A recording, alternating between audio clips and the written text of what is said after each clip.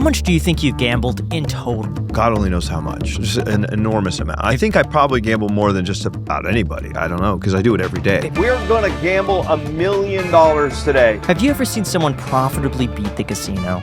Absolutely. There are people that make 7 figures a year playing slots. This is going to be the biggest slot gamble of my life. The constant cat and mouse game between the casinos and the advantage slot players.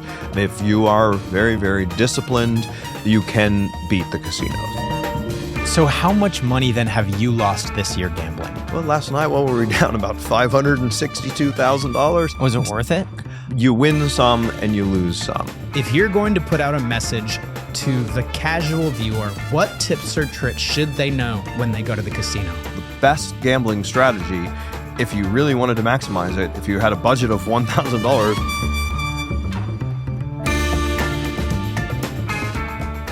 VegasMatt, thank you so much for coming on the Iced Coffee Hour. We really appreciate it. it's good to be back. So every time I tell someone I live in Vegas, they always say, isn't the city of Vegas dying? Is Las Vegas dead? It doesn't look like it to me. I mean, it was pretty busy. There was a lot of traffic last night when I was leaving. And what was that? It was a Sunday night, leaving the Strip, and it was packed. And it seems, I don't know, I hear that too, but it seems like it's going well. I don't know. I don't own a casino yet, so I'm not that worried about it. But Where do you think that started? Because I get the same thing. Everyone's like, oh, I heard Las Vegas is dying. And I go to the Strip every now and then. It is packed. yeah. I went to the Sphere, and they had sold out multiple days in a row for Wizard of Oz. Oh, Wizard of Oz is great. Did you guys see it? Yeah, You did. I did. You didn't see it yet. Oh, yeah, I loved it. I got dizzy during like a couple of scenes. So did you at all? I No, got it takes some vertigo the getting first used time to. I went to the Yeah, it Sphere. was like vertigo. I fully got vertigo. Yeah. I love the Sphere, though. I've seen almost everything there, except for UFC. I was out of town. I really wanted to see that. But where do you think that rumor came from? I don't know. Probably some influencer made it up. I don't know. Like, I mean, someone probably has numbers, the, Las Vegas Tourism Board or something like that. But I mean, the airport's always packed. The casinos that I go to are always packed. And, I mean, I don't know. It's weird. I keep thinking, well, we got to have a recession eventually. You hear about that. And I think it's been like the last couple of years I've been going like, I should probably take my money out of stocks. Market can't keep going up forever, Well, you know a lot more about that than I do, but It keeps going up. it just keeps going up. It's crazy. So I don't know. People seem to have money, and all I ever do is deal with gamblers, and I'm in high limit rooms all the time, and those people sure seem to still have money to lose. But what about on the lower end? Would you say casinos are getting a little bit more greedy? Because whenever you go to the Strip, it's hard to find a table where the minimums are anything less than like $25. Mhm. And so a lot of people are like, I'm going to go there and maybe only play for 30 minutes or so because it's just way too expensive to be gambling on the Strip now. Well, I mean, think about though inflation. I mean, when I was in your guys' age, like when I was in my 20s and I was coming here, like it was a $5 table, and I mean, $5 is probably the same as $25 nowadays, 40 years later. So I don't know.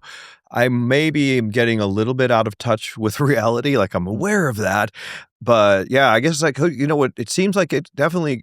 Some things are expensive. You go to like those clubs and stuff. And a table is like thousands of dollars, and yet they're all still full. It's unbelievable. Have you ever bought a table at a club? Yes. And how expensive was it? I try to go with when other people buy. There's always those people that are just like, they just think they're so rich, or they're trying to impress you so much that they just want to pay for everything. And that's my preference. But I have been the guy when you go and then they look, it's like, well, you obviously should be the one paying. But I'm not very many times, but I think if you have the right guy, the nightlife guy, like everyone's got a guy in Vegas. It's like, let me call my guy. He'll get us a table, I think I've paid like maybe $1,000 or $2,000 for a table. And then, and then they say it includes a bottle, but then about all of a sudden there's like 10 people in your booth, and then they just keep ordering bottles. And then at the end, it's like, oh, and then a 20% gratuity and this, and it always ends up being like $5,000 or $6,000. Was it worth it? I don't know, not really. It was kind of fun, I like the music. It was like, I don't know. I'm 62 years old. I love going to this club. Do you bring the sometimes. wife? No, she never stays out past 10. So you just go out to the club? Well, I mean, like, don't get me wrong. I've done it like. And how often is this? In the last like 3 years, I think I've been to a club like 3 times. Okay. All right. You know, just every once in a while, like some guys, friends of mine, I didn't go. I got invited, but I didn't go. They went to XS the other night for Diplo, and Jeff Bezos was at the table next to him. No. I mean, the fun stuff like that always happens in Vegas. Did they talk to Jeff at all? The one guy kind of made it sound like they did, but then I saw the picture and it was like of the back of his head with 6 security guys standing around him. So I don't know how much they talked to him, but they did see him. Do you know what it was like to have Jeff Bezos at the club? Did he say anything? Like he just ran up a tab of like $200,000.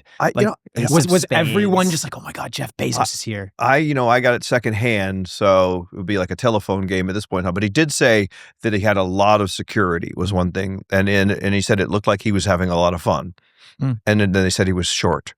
I mean, I don't know. It looks to me like he's getting jacked. He is jacked. It's like everyone who gets really rich gets in good shape, except me. It's the final form. It's when you've gotten everything you already have. The next thing is just get really jacked. I suppose it's like because you're making so much money, you want to like live longer. You know? No, I think it's the only thing that money can't buy is a really good physique. Yeah.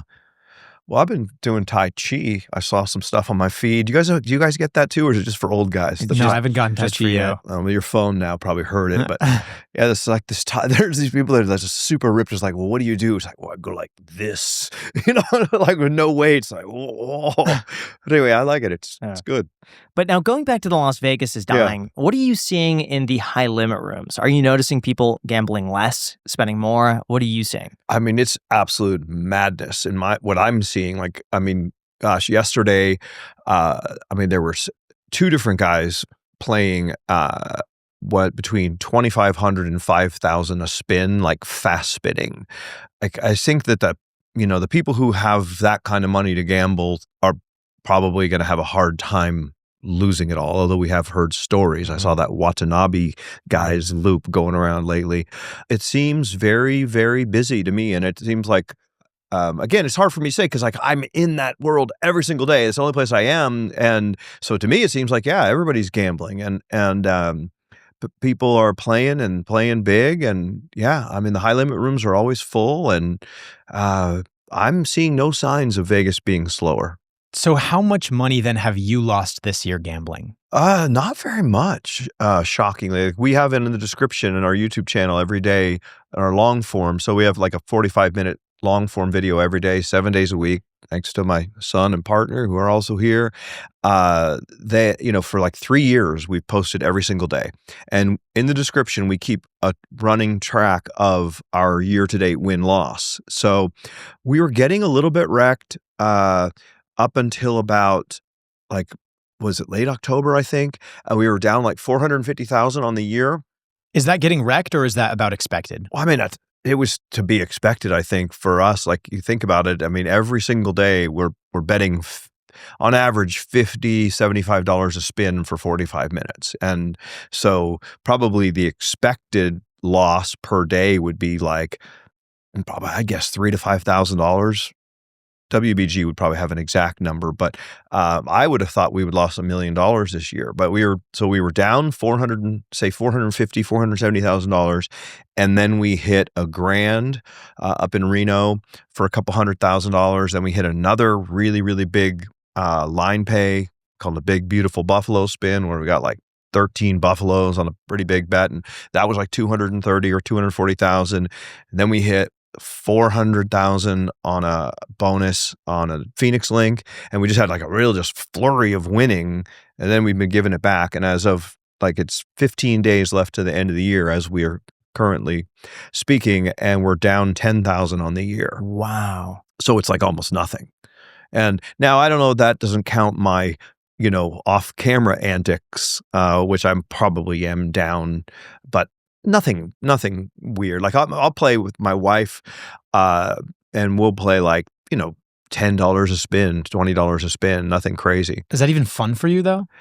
Yeah, I think so. I just like it. I mean, I just like winning and playing. I'll play even sometimes, like I was getting breakfast the other day and I was playing 10-cent 10 play Ultimate X. I think that's like $10 a spin on video You're just poker. playing that at just breakfast? for fun. Well, there's like bar, the coffee bar, a little breakfast sandwich, and end up playing. Well, then I ended up going to 25 cents, and I went to 50 cents, and I ended up losing $3,500 getting coffee. $3,500? Yeah. So you spent $3,500 for breakfast on coffee, very expensive coffee. Yeah, but that did not work out well. That was a bad moment. Do you even share that information with your wife? I used to lie to her a lot about how, I would come back from a weekend and be like, "Oh, I broke even," except for that $10,000 cash advance I took, But I don't. At this point, she doesn't really care. You win some and you lose some. Yesterday was a day off, and I went with my friends and my brother who were in town. Went to the local casino, and I was there about 15 minutes early, and I think I lost $4,000 playing video poker before brunch. And then I came back, and then I played a Dragon Link, and I got down another $3,000. And then I hit $11,000, and then I gave most of it back in video poker, and then I hit 4 deuces dealt, and I wanted I'm playing bigger, but it's just a lot of fun, and I can afford it, and it doesn't really bother me. But you have to play a certain amount for it to to care, I guess is what you're saying, or what you're asking. But I still care. I don't like losing even $1,000 or $2,000. It bothers me. How much do you think you've gambled in total? Like coin in or something like that? Yeah. Oh, it's insane. I try to get all my W2Gs, the things you get when you get a $1,200 or more jackpot, random arbitrary number since 1970 or whatever. But, a lot of times I won't get them, or I'll be on self-pay and I'll forget to get the printout of all the ones from the day. But even the ones that I get, there are hundreds and hundreds of them. But to do my taxes, I have to file an extension and then wait till September. And then my accountant has to call the IRS and get a printout of all the W2Gs that I've gotten. And the IRS was having a hard time because it was too many pages for them to print. And then it was too big to email. I'm talking about I would be willing to say that I got $6 million of hand pays this year, and on coin in of God only knows how much, just an enormous amount. I think I probably gamble more than just about anybody. I don't know, because I do it every day. If you were to guess, do you think it would be over $100 million? I don't. Total. I don't think so. What do you think, WBG? So 50 or 75 million of coin in it. He's the smart one. I just push buttons. What sort of comps do you get? We've getting now. It's a hybrid now because the VegasMatt dynamic is finally starting to get where it's gone kind of full circle from when the old days 3-4 years ago, when them letting you film was really nice of them. It's oh, this place lets us film. And now it's kind of gone to the point where, gee, who's going to be lucky enough for us, without sounding like a dick, but for us to come there, because a lot of people watch us, and so if we say, hey, we're playing at XYZ casino, people are going to come there, so they're starting to see the value more and more of that. So some of the comps, I think, are because of our YouTube fame or whatever. But just as far as a regular person goes, I get, certainly room, food, and beverage. I haven't paid. I have almost a religious opposition to paying for a meal, because anywhere you go, anywhere. Well, certainly at a casino, but someone will suggest going to a restaurant off strip, and I'm like, why, But then again, sometimes these comps get so ridiculous, and we order just everything, and go out to dinner, and then get a free dinner. That's the other night we went to Komodo, which is one of our favorite places down at the Fontainebleau, and the bill was $3,000, and so a normal 20% tip would be $600, but you got to be kind of generous, and so I was probably $700 or $800 in tip for a free meal. You probably could have gone somewhere decent and gotten a meal for $600. Have you ever gone to one of those steakhouses, an extremely expensive restaurant on the strip, ran up a $10,000 bill, and then got a call hey, maybe take it easy a little bit with these comps? No, but very few of the people that we hang around with drink very much at all. And that's where it gets expensive. And that gets expensive. And no, I haven't ever had someone say like we don't really even, we work so much, like we don't go to too many dinners. EJ and WBG, they always talk about how they don't like long dinners, and all that. And so it's not really our thing. Me, I enjoy it. And I'll take some of my friends out sometimes for something, but never anything too crazy. Like I'm not ordering bottles of Louis or, whatever, trying to really abuse it. What about the comps that you get for being on YouTube? What are some of those crazy comps? I'm like a little kid, I love like flying private. Like it's my favorite thing in the world. And you do it a couple times and you just get ruined, And so like there are some casinos that have jets, which is like, I would say arguably that has to be the most valuable comp ever, is when you get flown on a private plane. And then the other would be Super Bowl tickets. We've been able to get, the last 2 years, we've been able to get Super Bowl tickets from some of our casinos, and we're going again this year. And so that's a big one. F1, one time, guy got to go to one of those fancy, clubs right on the track, and the caviar tasting, or we were doing like caviar bumps. Like I just love all that stuff. And I'm trying to think what else. Oh, any football game, any concert, any, I like to go in the suites, because you get the free food and you get your own bathroom, and you still get really spoiled. Like at the Sphere, going to a suite and watching one of the show or a concert. I've seen the Eagles twice. That was fun. So yeah, all that stuff is free. When you just lose and you get free stuff. Have you ever seen someone profitably beat the casino? Well, but it's the new year, and this is the time when people finally tell themselves that they're going to start that business that they've been putting off forever. But what usually stops them isn't the idea itself. It's all the paperwork. Everyone says, oh, just go and open up an LLC. But no one explains exactly what that means, how to do it, what forms are required, and how to make sure you do it all without messing something up. And that's exactly why we've partnered with bizee to sponsor this podcast, because I've used them before myself, and the process could not have been any easier. Setting up my LLC took less than 10 minutes, and I just knew everything was getting filed properly and professionally, which made getting started a whole lot less intimidating. bizee has helped over 1 million people start their business, and they make the entire process super simple. There's no legal jargon, there's no confusing paperwork, you just fill out a short form and they handle the rest. And what's really great about this is that they include your first year of a registered agent service for free with every formation. And if you're worried about it, bizee doesn't just set you up and then disappear. They actually offer you all the different tools and services you need to keep your business running throughout the year, so you're supported long after that initial filing. So guys, if your plan for 2026 is to finally start that business idea you've been putting off, please just do it. You will have no regrets. Start the business at bizee.com/ICH. That is bizee.com/ICH. Takes less than 10 minutes at bizee.com/ICH, or just click the link down below in the description. Thank you so much to bizee for sponsoring this episode. Have you ever seen someone profitably beat the casino? Absolutely. You've seen 21, the card counting movie, of course, card counters. I find, though, that if I've ever been with someone who claims that they can count cards and they say, oh, now is a good time to bet more, I seem to always lose anyway. I mean, blackjack, I just don't like the game. I mean, if I have a 15 and I hit, there's 100% chance I'm getting a 10. It's just every single time. And there's just no possible way a 6 is coming. Now, the dealers, on the other hand, I get a 15, it's a 4, 5, or 6 every single time. It's just not a game. I don't care if you could count and it was nothing but 10s left. The dealer would get 20 and I'd get the 1-3 that was left in the deck, But what I found was really interesting that I did not know about was the whole world of advantage slot play.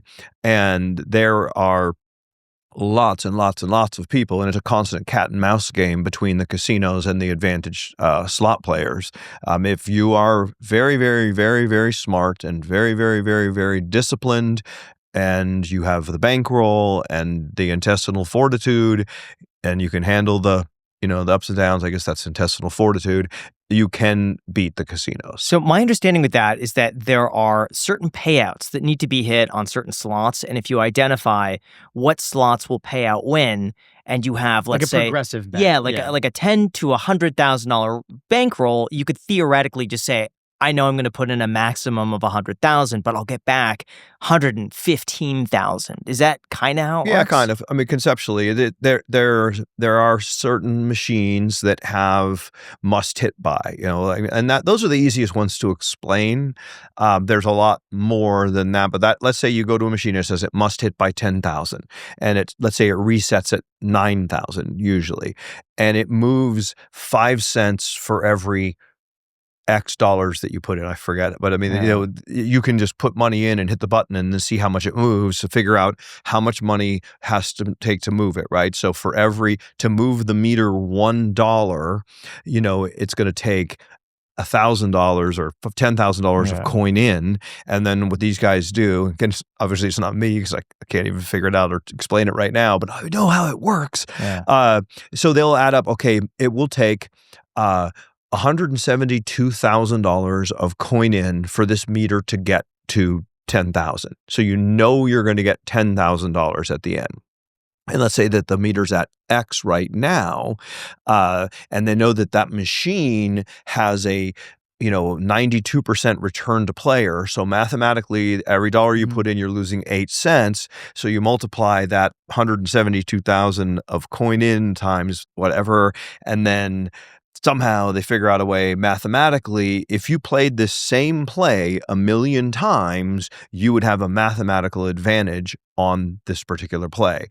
And that doesn't mean that you're going to win every time, because I've sat and I've done live streams and let's play this machine until it hits. And mathematically, we were supposed to win $1,000 or $2,000 or something like that, and we lost 20 or 40. Like, I mean, if you have a run of bad luck, but you can't outrun the math in the long term. And so I feel, and I've talked about it many times, it would make the greatest movie. Like, there is a movie in the behind the scenes world of advantage slot play. It's an incredible world that most people haven't the foggiest idea about. I walked up to a machine the other day and someone had played it. It has a must hit by 75 and someone had left it at 74. And they must just have been oblivious or run out of money and literally walked up, pushed the button like 4 times and won like $11,000. It was like they had left $10,000 on the ground. So once you're right on the cusp of the must hit, do you just max bet every single time? Because the bonus will be higher if it's max bet as opposed to minimum bet, right? It depends on the game, but that in the case of a must hit, like a progressive, it's going to be, let's say it's 10,000 or 100,000 is what they usually are.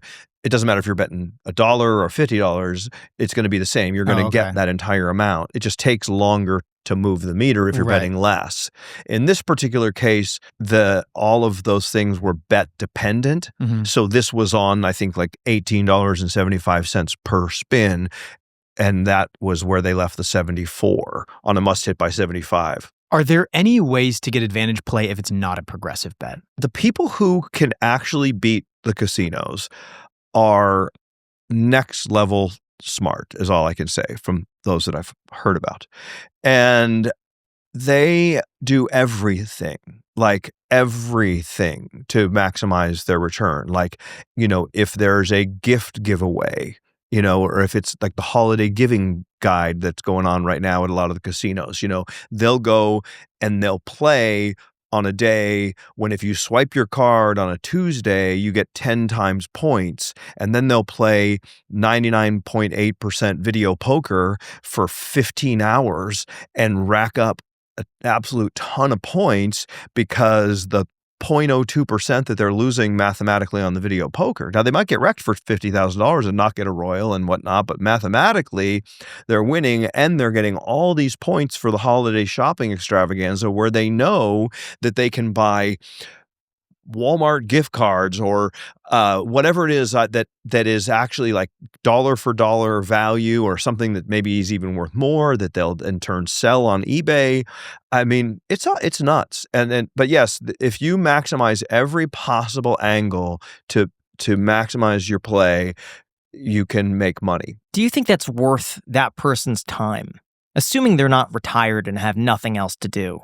It depends on the person and how big they're willing to play and how much they play and how often they do like the problem is most people that try to do advantage slot play are also degenerate gamblers.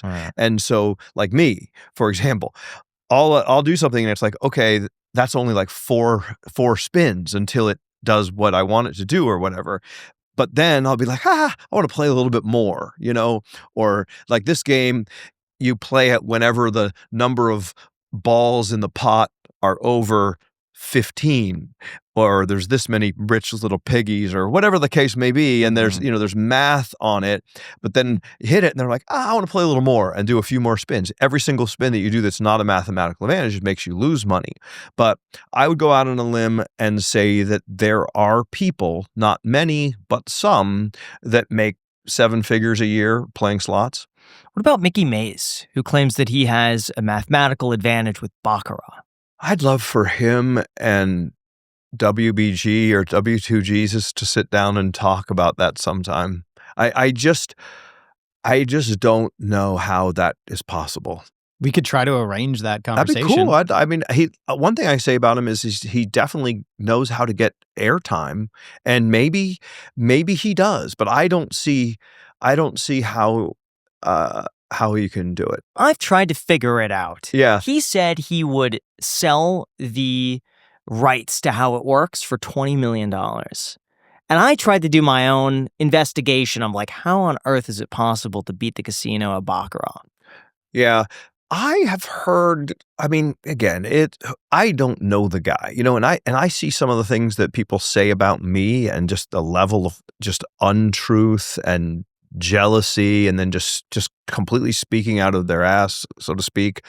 And I don't want to do that to him. I can tell you this, that some of the stuff I've heard him say doesn't really make sense to me. He's a good talker and he says some things, but some of it just, there's a logic gap, and I'd love to know, but I don't believe that game, unless like the Phil Ivey thing, where he with the lady over in what was it, in wherever, Singapore or wherever it was that they were playing in, like where he could tell from the back of the deck whether what the card was, well, Phil Ivey kind of is the Tiger Woods of That's what I was thinking. They're goats. Yeah. Great guy too, by the way. I hung out with him. I've met some neat people in this whole world, but like that happened. But it's so random, and it's player or banker. It's like flipping a coin. And how can you beat flipping a coin? I don't think it is possible. There's no way to count at baccarat. There's just, I don't know. These are way better questions for WBG, who knows everything about gambling. But all I can say is that Mickey Mays looks like he's having a lot of fun, and he gets a lot of attention, and he gets a lot of airtime, and he seems to fly around in jets, and I've seen him have millions of dollars of cash, and he's a young guy, and I'll bet he's having a blast. So more power to him, that's what I say. What's the biggest loss you've ever seen off camera? Well, last night, we were down about $562,000. You were down? Not me, but me and my son and a couple of friends were playing something and just kind of sharing the result. And I was waking up and getting text updates. And I've seen, another friend also yesterday. I do a lot of gambling. He lost, I think, almost $400,000 in about 20 minutes. And then he went to another casino and won $2 million. I've seen some pretty big losses, but me personally, I don't like to lose a lot. I've seen it, and I've had little slivers of the action. But if I lost $50,000 or $100,000, I'd be so mad. What's the biggest loss you've ever personally experienced off camera? Probably like $30,000, something like that. Not much. I'm not like, I don't know. I like my money. I don't want to lose it all. So yeah, I haven't lost that much money myself off camera. But I do now have a lot of friends that are really big, crazy gamblers and that gamble big, and they've lost a lot of money. How do you think experiencing loss at such extreme levels and winning at such extreme levels affects your just like dopamine receptors?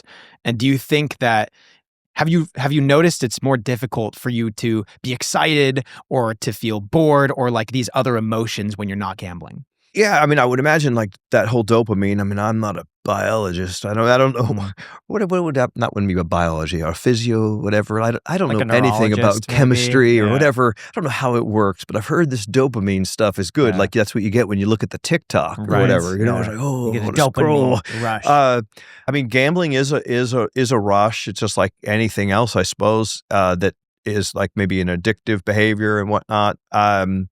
So yeah, I mean, it is fun when you win, and it is depressing when you lose.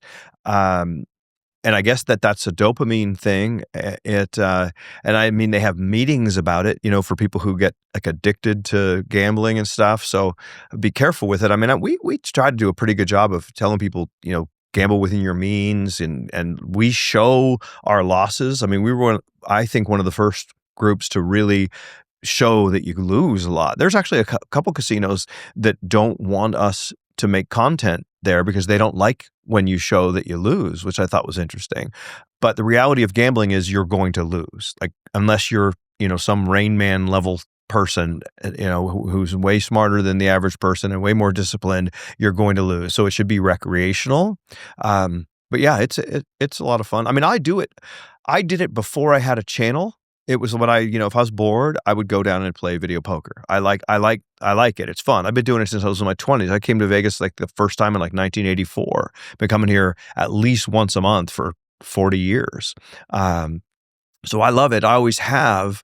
But it's like playing with fire, Got to be careful. How do casinos actually make their money? Is it through gambling? Is it through selling rooms? I don't own one, but I'd like to. Yeah. I'm pretty sure it has to be mostly from the gambling. But I think these days now there's like there's a lot of ancillary revenue sources like, those super clubs and all these expensive restaurants and the shopping and so forth. The model's probably fairly elaborate, but there can't be anything more profitable than having a machine that every time someone pushes a button, you make 8% of the money. I mean, you think about it. Like if you have a bank of machines, they're playing the long game. Yeah, someone's going to hit a jackpot over here, but they almost never even have a losing day or week, certainly not month. Mm-hmm. I mean, it's so if someone's playing $100 a spin, it's like spin, spin, spin, spin, $8 to the every single time that button is pushed. It's an enormous amount of money that they make on slots. Do they make more money from the high rollers or from the people making smaller bets? This would be conjecture, but I would think the bigger players, because if someone's betting $1,000 a spin, right?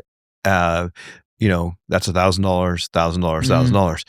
If someone's betting $1 a spin, they'd have to do it 1,000 times to get the same coin in. But then there's more smaller players playing small. So I don't know, that'd be a better question for someone who owns a casino and has looked at the math. But it seems like it would take a long time to match the coin in of the bigger players. But again, I'm thinking, I'm just like, I'm making this up as I talk, because you walk through a casino, you got the big part with just all those machines where the average person's probably betting $5 a spin. And then you go into the high limit room where maybe the average person is betting $100 a spin. Again, making that up, but that's 20x. So the question is, are there 20 times more people outside on the floor playing than there is in here? I'm not sure. But then why with Dana White has he been banned from some casinos? I don't think he's an edge player, but I don't think he's an advantage player. I've played with him. I can tell you he is not. So why did you see him do Well, I something mean, that he'll do was... some crazy stuff. Like, I mean, he well, not crazy. He's an instinct player. Like, I mean, he doesn't play even basic strategy. Like, where there's a mathematical strategy. Like there's a black and white answer to every single situation in blackjack, for example. And I've seen him make plays. He'll stay on 16 if he just he feels like it, or he'll hit on something that he's not supposed to, or he'll double something that he's not supposed to, or whatever the case may be. Like, he plays kind of by his own rules. But I can tell you that sometimes there are some people who are lucky. He's obviously a lucky guy. I mean, president of the UFC, everyone likes him. He's an amazing dude. He's maybe lucky. And if you beat casinos for a lot of money, they don't like that. But still, like, if you're not an advantage player, can't they see it expanded over a long enough time horizon and be like, okay, like, if you bet, coin in $50 million here this year, we're going to end up retaining some of that.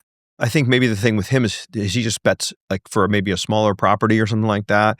I think he bets so big that they just are scared of the swings. Like, I mean, that's why these, these places have limits, I mean, like, the most you can bet is 10,000, also to prevent people from martingaling, I would imagine.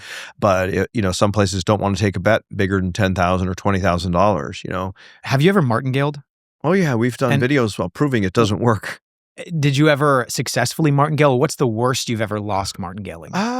I mean, we successfully martingale every single time until you don't, and then, I mean, it can get real bad real quick. So a lot of times, like, we'll play, especially online, you bet $100 and then so 100, 200, 400, 800, 1600, 3200, 6400, then you're pretty soon you're table max, so 7 hands in a row. Until you lose 7 hands in a row, you're winning $100 every time. And you can dodge the bullet quite a few times. We'll sit there and we'll do that 1, 2, 4, 8, 16, 32, 64. And, we'll win, $100, $100, win a few $1,000s, right? It works out great until it doesn't when you just lost 1, 3, 7, whatever. I mean, it becomes, $10, $15, $20,000 loss the one time you lose 7 in a row. You have to add that up, but 6,400 plus 3,200 plus whatever, 1,600.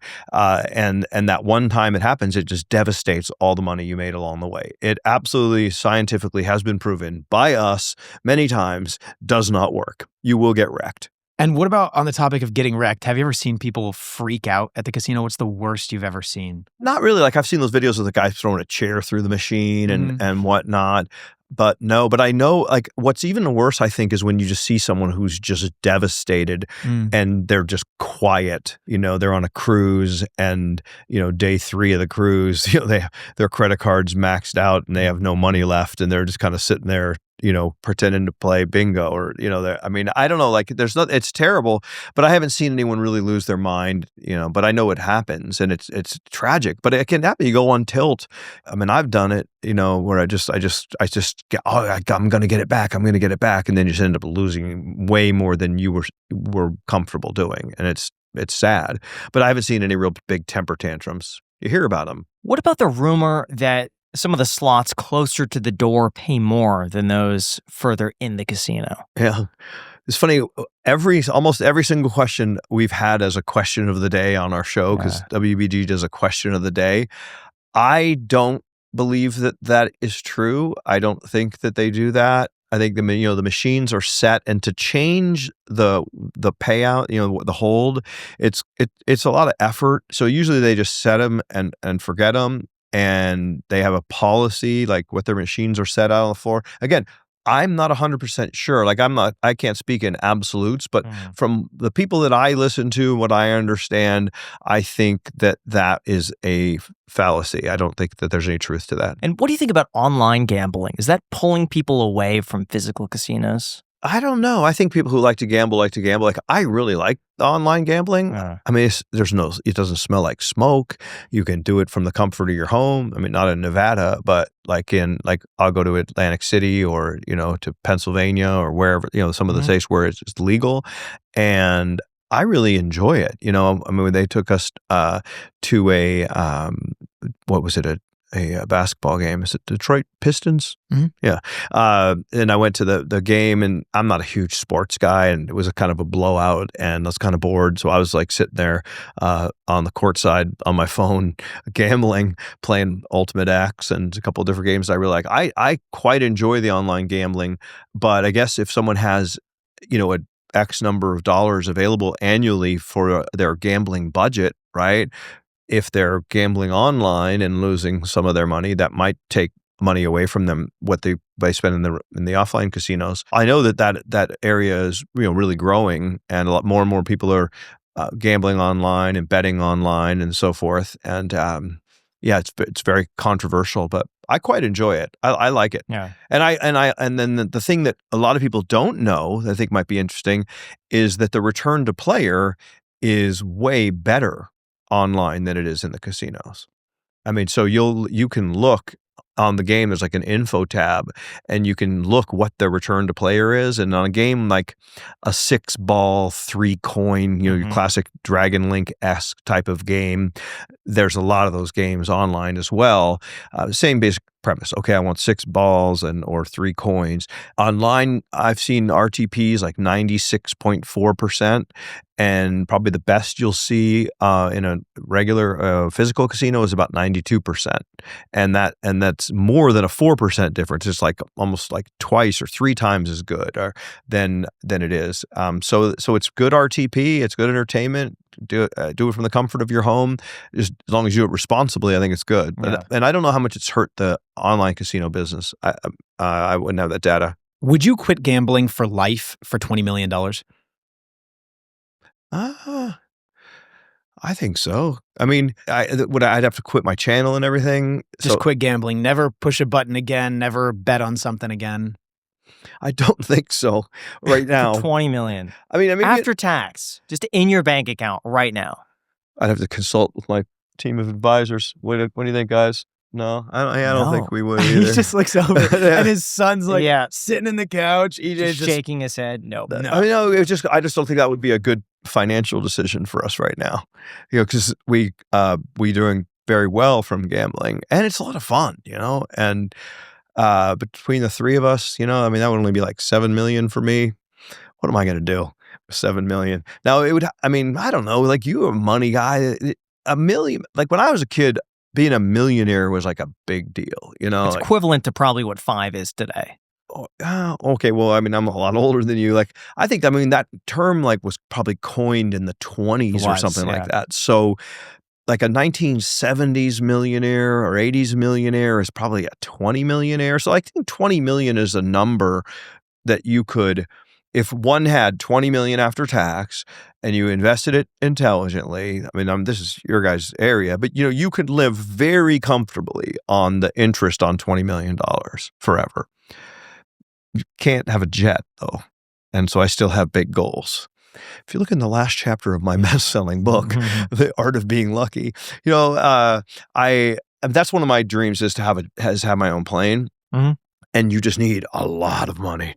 Really quick, I just want to say that it's very easy to lose track of your spending when it quietly fades into the background. I'm talking a few small charges you didn't really realize, forgotten subscriptions, and pretty soon your account is lower than when you started. And that's exactly why today's sponsor Rocket Money is just so useful, is because it gathers everything, puts it all in one place so nothing slips through the cracks. For those unaware, Rocket Money is an all-in-one personal finance app that lets you find and cancel unwanted subscriptions, monitor your spending, and lower your bills so that you could grow your savings. And everything connects to a single dashboard, checkings, savings, bills, so you can actually see where your money's going. One feature that really stands out to me is just how clearly these subscriptions are tracked. You're able to see exactly what's active, what's recurring, and cancel directly within the app with just a couple taps. Also, Rocket Money will automatically categorize all of your transactions, and patterns will just show up fast so you'll know exactly where your money's going. There's also a goals feature that helps set money aside automatically. This allows you to build your savings, pay down bills, or work towards long-term planning without constantly thinking about it. Rocket Money has helped over 10 million users and saved members a total of $2.5 billion through canceled subscriptions, with users saving up to $740 a year when using all of the app's premium features. If your goal is fewer surprises and more control, then Rocket Money is the ideal place to start. Let Rocket Money help you reach your financial goals faster. Join at rocketmoney.com/iced or just click the link down below in the description. Once again, that is rocketmoney.com/iced. It's a small change that can make a big difference long term. The start of the new year is all about possibility, and if you're the travel planner of the group, this is the year you could finally get paid for it, all thanks to our sponsor, Fora. For those unaware, Fora is a modern travel agency built for people who love planning travel and want to help others travel well. Their tech platform, training, and community give you everything you need to turn a passion for travel planning into a flexible, meaningful source of income. Every booking earns you a commission. I'm talking hotels, activities, travel. Getting started could be as simple as booking for people that you already know. As a Fora advisor, you get access to over 7,000 preferred travel partners. Things like hotels, cruises, experiences, all with VIP perks like upgrades, resort credits, and late checkout. There's training to get you started, tools to help you book efficiently, and a community that actually gives you real advice. So now's the time to turn a travel obsession into something real. Become a Fora advisor today at foratravel.com/iced coffee or click the link down below in the description. Once again, that is foratravel.com/iced coffee, and be sure to tell them that we sent you at foratravel.com/iced coffee. Link down below in the description. Thank you so much to Fora for sponsoring this episode. Do you ever not want to gamble? Sometimes, like if you get on a really bad losing streak, we've had conversations where it's like, I'm quitting. This is stupid. I've gotten frustrated and it never lasts more than a day or two. But like we had the worst losing streak, and WBG always says, winning streaks and losing streaks sometimes last longer than you'd ever expect them. Or he said it better than that, but the essence is we just couldn't win, and it was bad, because like our content is like, okay, welcome to the VegasMatt losing his ass show, and then like day after day after day after day, let's play this, let's play Huff and Puff, let's play Dragon Link, let's play this, and just lose. I mean, it was good for the audience to see, there's no magic, you're gonna get wrecked.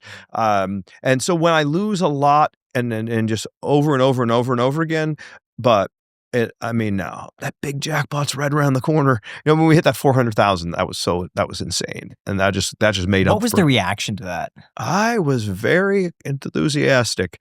A lot of times I'll do like a victory lap where like I run around the machines. Like I think that's one of the reasons when I first got started, I'm a very emotional. I wear my like what you see is what you get kind of a thing, and so like when I win, I'm elated, and when I lose, I'm mad, and that honest reaction, I think, is what kind of how people like. And so the first video that EJ ever uploaded was me. I got a royal flush, and I was just all excited, and it was just my reaction that really got the thing to kind of go viral, and that's what started the whole thing. How long did that high last after winning $400,000? I don't know. It's still kind of lasting, because we have like a gambling fund, and when that gambling fund is empty, and like every day I have to like go to the bank and get $10,000 and bring it to the casino, and say, okay, here's for our video today. Doing that day after day after day after day, starts to get kind of annoying. With the 400,000, all of a sudden the coffers were full, and I haven't had to reach in my pocket now for a couple of months, so it maybe that there's still some residual high from that. But I mean, it was definitely, elation for a day or two, I would say. How do they pay you $400,000? Is it cash? Is it a check? Is it a wire? A lot of it just depends, but I took a check for a lot of it and then some cash. But, I don't want to walk around with that much cash. Right. But I mean, they'll pay you however you want. They'll wire it. They'll give you a check. They'll give you cash. They'll leave it on an account for you. What's the most cash that you've seen in the casino? Probably $500,000 quite often I've seen. Again, not mine, but I mean, I've seen a lot of people come in with a lot of cash. I saw Steve Will Do It just dumped $1 million in front of Red Rock. Did you see that clip? No. Yeah, he just takes a duffel bag full of $1 million and drops it and just shakes it out. And there's $1 million spread into valet. And he's like, spillage. And just has $1 million in cash. Steve has laughing at it. I'm convinced he has a money tree. Because I mean, all he's ever doing is just giving people Rolexes and cars, and I mean, and spending money and gambling, and just I've seen him losing a lot. Maybe he wins a lot too, but man, he just seems like he has an endless supply of money. That guy. I saw he just gave, I think it was like $750,000 to Corinna Kopf over the last month. Huh. It was like a GT. I've seen it's her like on a GT3 RS, Rolexes, cash, bags. It's a lot. Yeah, he must like her.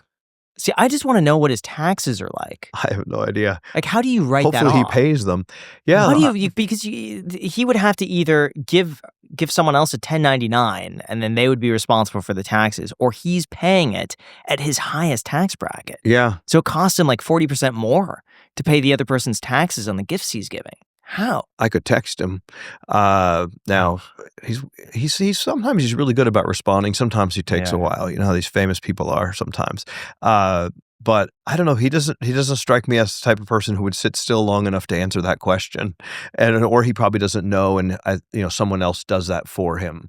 My guess. Is my guess. It's probably got to be someone else. Yeah. Well, hopefully he's handling it. Because I mean, taxes and stuff, all that stuff's really important. I always tell EJ, stay on top of all that stuff and pay your taxes and don't get behind and all that. Because if you some of these people that are famous, like athletes and celebrities and stuff like that, they'll make all this money and then they'll buy all these cars and all this jewelry and all this, and they'll forget this one little detail of their taxes, and then all of a sudden they have a career-ending injury, and then they owe $13 million in taxes, and they're dead broke. So that's not good. But Steve's been doing this for quite a while and is a very, very talented guy, and that's cool. He had $1 million. You got to be careful with that much cash around, Yeah. Speaking of that, what do you think about the recent law that passed that now you could only write off 90% of gambling losses? I don't like any taxes any more than the next guy. I mean, some people, someone was saying the other day, like the income tax was originally just a 3% tax in World War II, and it was supposed to be temporary, and now it's like 40% of everything you make, and there's taxes and taxes on taxes and taxes, and I just registered my car, and it was $3,500 to register my car for the year. Then if you live in a state where there's state taxes and so forth and so on, and then the gambling, they tax the living daylights out of the casinos, and the casinos almost always win, and then in the rare event where somebody wins more than $1,200, they want to get a tax on that. I think it's ridiculous. And then I also think that it's not good, because like if you gamble and you get $100,000 worth of W2Gs, but you have more than $100,000 of losses. In the past, you could just say, well, I didn't win. It was a net loss. Mm-hmm. Now they're saying you got to pay taxes on 10, so if you lose $1 million and you win $1 million, you still owe taxes on 100,000. I don't like it. I don't think it's fair. I think it's dumb. I think it's going to really hurt the professional, like the poker players and the professional gambling world and sports betting. And I really hope that gets repealed, and we'll see what happens. I've heard some rumors that it might. Yeah. Why do you think it passed? Who do you think was responsible for that? And what do you think is the objective of that? Just from your own opinion. Yeah. I feel bad because I don't know anything. I'm just a guy that gambles. Yeah. I mean, I think it passed because it was part of some bill that nobody read, and it's like they just sit in these rooms, and then all they do is argue with each other, and they say, these people are bad. These people are bad. And then, they try to get you to vote for them. And then if they get people to vote for them, then they do something, and these guys do something, and they hate each other, and then they just fight all the time.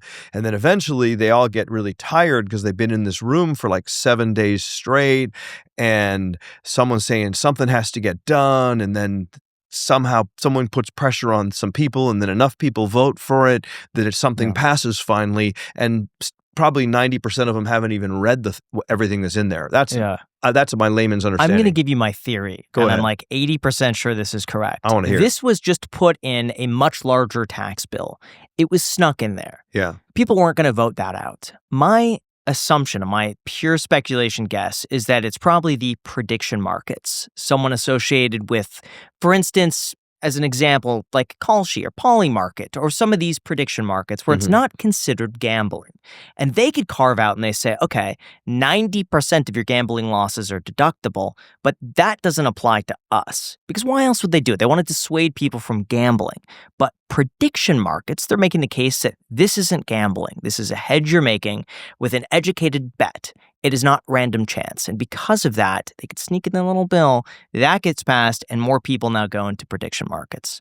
That's my theory. I think the whole politics thing is really interesting. It's not something that we ever talk about because, it'd be really dumb to talk about something that would alienate half your audience. And I don't really have that strong of opinions on any of it. I just think it's all really dumb, and everyone should just get along, and there should be a law that you can't just spend all your time hating on your opponents and talking crap. Why don't you just spend your energy coming up with intelligent solutions? Now, I realize it's infinitely more complicated. I was on the board of my HOA, and after a year I resigned because I couldn't get anything done, and every decision that we made, half the people hated it and half the people, didn't. So I didn't like it at all. But I think that the gambling thing is kind of interesting, and it's just the same as everything else. It's all money and power and so forth. So you've got the casinos, you got the online casinos, you got the sweepstakes casinos, you got the prediction markets, and these guys make a big donation to this guy's campaign in this state, so it's legal in this state but not in this state because this guy's tighter with this group, and it's all just a big racket to keep all the politicians' pockets lined and all the lobbyists and everyone, and there's just so much money, and then they don't want to make logical laws or make things universally, like let adults make their own decisions, because then that would stop the whole shell game of everyone getting in everyone's pockets and having to pay all these lawyers to figure out all these complicated things. And I'm just, quite honestly, I don't like it. It's nonsense. And it's like gambling or smoking or drinking or anything. It's like, do we want to live in a totalitarian state where someone tells you, you can do this and not this and, whatever? Or it's like, are we big people? Let's just make our own decisions and do what we want. We don't need the government telling us what to do and not do. I guess if I were to ever talk about politics, that's what I would say. I think it's a big scam, and, there's like so much waste, and they waste so much time.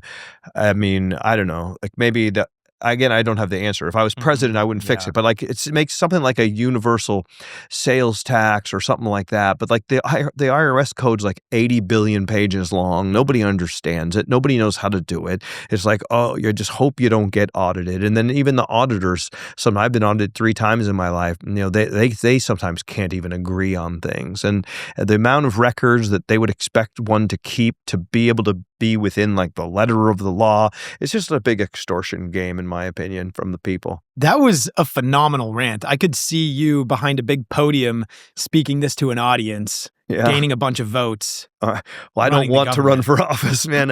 It's a thankless job. And again, I'm not saying that, some, I'm sure politicians are very nice people, There's very nice people on both sides. Yeah, you're already doing it. But I'm sure there's some, they're very nice people. But I'm just saying, just looking at the gambling thing, because there's there's online, there's offline, there's the tribal gaming, there's this, and they all have politicians that they are in with, and then they're just jockeying, and then they're trying to undermine this guy, and I'm going to get this passed, and like what you had suggested, like, we're kind of treated differently for tax purposes, so if we could screw them, it would be really good for us. And I just don't like it. I just wish people would just be nicer. People just love drama and and all that kind of stuff, and I just try not to get involved in it. Our show is kind of a break from all that. I mean, WBG's making just really dumb puns, like brilliant, and does like rapid fire left and right. People just enjoy his humor. People like the father-son dynamic that me and my son have.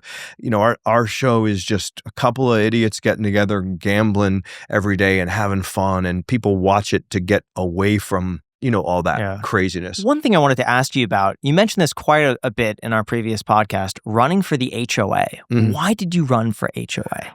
Well, because my house got broken into, and I, was like, why don't we have better security? We pay all this money, and I was in an uproar, and then I started talking to everybody, and then next thing I know, like someone said, you should be on the HOA board, and then I'm like, okay, and then I like to win, so then I just got all the votes, and I won in a landslide, and then I find myself on the board, and I don't understand any of the, how the meetings are run, and I'm just like, they would talk about the architectural committee, and that whole XYZ address is like 3 feet too close to the curb, and I'm like, I don't know about any of this, and they're like, oh, well, this landscaping, we should be doing this, and I'm like, I don't care about this, and then the security stuff, I'd be like, well, let's do this, and then we'd get a bid on it, and be like, yeah, that's a great idea, that would probably work. Okay, so everyone's dues would go up $1,000 a month, and I'm like, okay, and then they're like,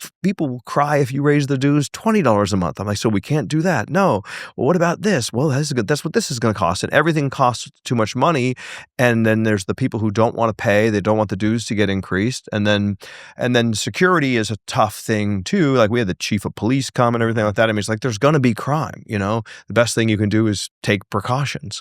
The sad reality is there's people that are, that want your things and they will take them from you if you don't guard them. And then getting them armed, there's all kinds of rules and so forth. Well, that's why our HOA dues went up like $150 a home times hundreds of houses. But yeah, it was increased cost of patrol plus increased insurance.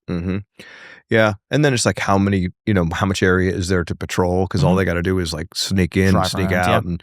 But yeah, the crime. I mean, these are like all these topics are just very, very, very, very difficult. And that's why I'm trying to be ever too critical about politicians because they have an impossible job. It's very, very difficult to come to decisions that please everybody. I really like that ring, by the way. That ring is cool. Right. I like the on the side.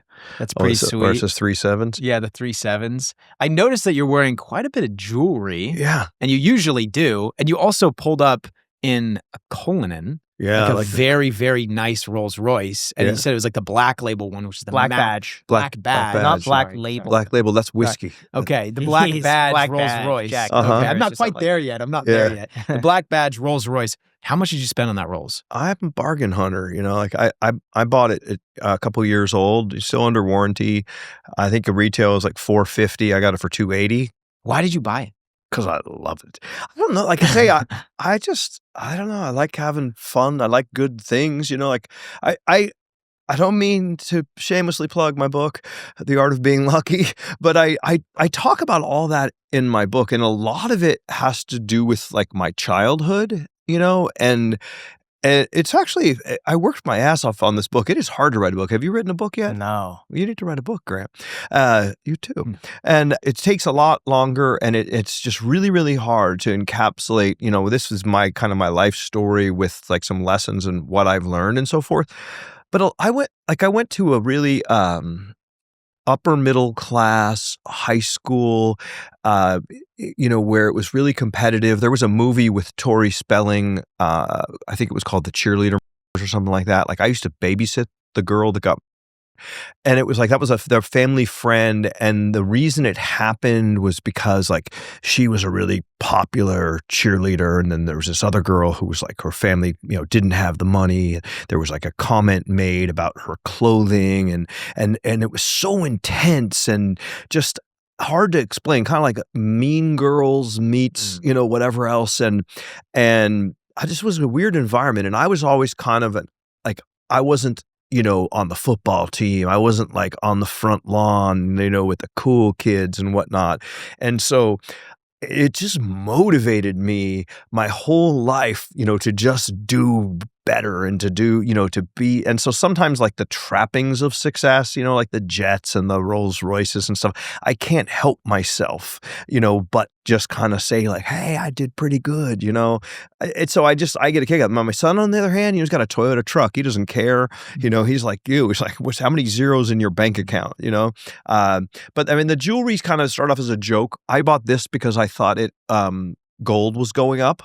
And I bought it at meltdown value, and I wore it in a video, and a bunch of people said I look like an old idiot, so the engagement was good in the comments, and so I just said, well, I'm going to wear it every day then.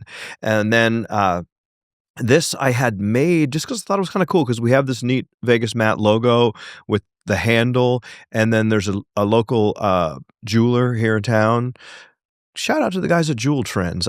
They're really nice guys in my neighborhood, and they made this for me. And yeah, so now I wear this every day. My wedding ring I've had forever. I got this watch when we hit 100,000 subscribers, and I've always wanted one of these gold presidentials, that the presidents wear. And then this was a new edition. A lot of people called it the unlucky bracelet because I started really losing right after I got this bracelet, coincidentally.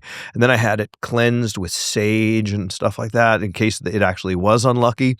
But I got this from someone, again, I just bought it I had my jeweler tell me how much these diamonds were worth individually, how much this gold is worth, and I just paid slightly more than what the meltdown value is. So it's a decent investment. And it just kind of is a thing, VegasMatt, flashy jewelry, whatever.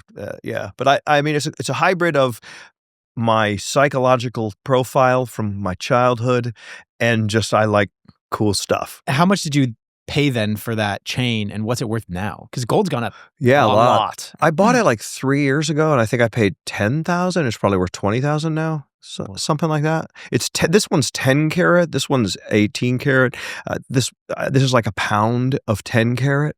So whatever. I don't know the formula to figure it out, but I mean, our gold is expensive now. That's why I bought this watch. So I bought this watch about 8 months ago, and I paid $12,500 for this.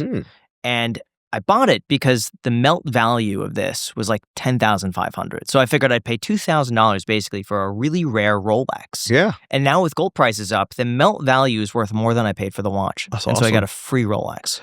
Smart. Yeah, I mean, those are good, like buying the right watches and stuff. If you're going to waste your money, get something like that, saves value. The cars, obviously, is just straight dumb. Jets, straight dumb. But, we work, we work so hard. Like, I don't think there's anyone that outworks us. I mean, I would be difficult. And not necessarily me, but, Robert and EJ, those guys work like literally probably 16 to, EJ probably 16, Robert probably more like 18 to 20 hours a day. He doesn't sleep. And so, every once in a while you treat yourself, but that, might as well, if you're going to make some money, and you spend it, buy something intelligent. Like, so good buy on that watch. You want to sell it? No.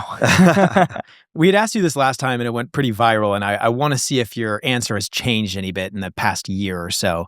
Would you say, are you addicted to gambling? I don't know. Like, I mean, that addiction is such a complex topic. I'm not an addiction expert, but I certainly enjoy it, a lot. And it's what I love to do. And again, I think I said earlier, even if I'm not working, or making content, and I have a free Sunday here in town, there's a very good chance that I'm going to be gambling. And I don't find many other things as stimulating. I mean, if I'm on vacation, we were on a cruise recently, and, we stopped in Puerto Rico, and, I went to the beach and I walked on the beach for a little while. I'm like, hey, I'm walking on the beach. I don't know if you've ever been there. I'm like, yeah, I'm sitting in the sun. And then it got kind of hot, and then we went to the shopping area, and there's nothing but the crap you see everywhere. And like, I don't need any of that. And then I went on a little tour where they said, in 1697, this is where, I forget now, but it was a lot of history in Puerto Rico. Yeah, and, there is. This is in all these statues of presidents, and I drove around the main area, and then I'm like, okay, that was cool. And then we still had like 6 hours to kill. So I was like, let's go to the casino. So I don't know. I mean, addicted, maybe, but I definitely, I think I could quit, How long could you go without gambling? I mean, not more than a day because I need to put out a video every day. But let's remove that. How long could you go without gambling until it gets uncomfortable? Oh, I don't know. I've never done it. Like, in so long, I couldn't even tell you. Like, I mean, I was at my doctor today, and by the way, my blood work was incredible. That's good. Oh, Nice. yeah. My doctor asked me, how often are you in the casino? And I think it's probably 28 out of 30 days. I maybe take 2 days a month off. Maybe. It's probably more like 29. Would you say the world would be a better place if gambling was illegal? Oh, I don't know. I mean, if gambling was illegal, like, I would think the world would be a better place if, as long as you didn't like hurt someone, that you could do what you wanted and you didn't have someone telling you what to do. You know what I mean? Like, obviously, like, violence should be illegal, but I don't think that something that an adult chooses to do someone else should be able to tell me what I can and can't do with money that I've earned and paid taxes on. So I don't know, but does it cause harm and stuff like that? I would imagine yes. There are people who maybe don't have enough money, and then they start gambling and they think that's going to be their ticket to ride. But then again, franchises, a lot of people buy franchises and they think that they're just going to, it's going to be easy. They're going to buy a franchise, and then they open up the doors and nobody comes, and they don't follow the playbook, and then they lose their life savings on a franchise. So should franchises be illegal? A lot of people think, I watched $1 Million Listing. I'm going to become a realtor, and that's how I'm going to make my fortune. And then they don't work hard and they don't follow up and they don't respond to their texts from clients and they don't do anything and they don't show any houses or they're too dumb to pass the test and they don't make any money becoming a realtor. So should becoming a realtor be illegal? Where do you draw the line? Like, I just think you can lose money at anything. And so I think people should be able to make their own decisions. I'm not really big on people telling me what to do. I tend to agree. I think everything in life is kind of a double-edged sword. Some people are going to benefit from the exact same stimulus, and then other people will suffer consequences from the exact same stimulus. It's just kind of a matter of like, where you take the hand that you're dealt. Yeah. I mean, I was just like trying to legislate behavior and stuff it's just impossible. And if you made it illegal, then there would just be more illegal gambling. The new debate right now is whether or not the prediction markets are gambling, and whether or not that is considered gambling or that is something that you could have an educated place of money on. Let's say, like, instead of betting what the weather is, you have a historical, knowledge on what the weather is in Boston tomorrow and can place money on that. It's gambling. I don't know. Like, you're asking me if it's gambling. I mean, I know that on the prediction markets, you can bet on the football game. Yeah. So but you could argue, and they argue, that some people have more knowledge than others on which team is statistically more likely to win. And therefore, you could have an edge based on your experience with that thing. My answer would be, who cares? Do it all. It doesn't make any difference. It's stupid. It just gives more lawyers and politicians and lobbyists and people excuses to take money from people and fine people and run their whole extortion racket. That's my opinion. It does. But then what's interesting is that people don't view day trading stocks or buying options or selling options the same way at all. Even though to me that's riskier. That's riskier. Extremely risky. Not selling options, but maybe buying covered options. calls. Let's just covered calls. Covered calls are doing decent, Jack. Nothing wrong so with a covered far. call. I like covered calls. Covered calls is a good strategy. Yeah. WBG taught me that one. But again, all these young kids, I've seen so many of them, and some of these rackets that come along with like, some super duper trading software, and people think they're going to make money trading options or trading commodities or whatever it is. I don't do any of it, but like, I've seen countless people, they go, oh man, I've been doing it on test mode and I'm making 10% a day. I'm about ready to go in. And then they take their whole IRA and put it in. They start trading it on this software, and then there's one really volatile day in the market, and then they lose everything. Happens every single time. That should be illegal. But, or should it? I just don't really believe in legislating people's behavior unless they're hurting somebody. That's just my opinion.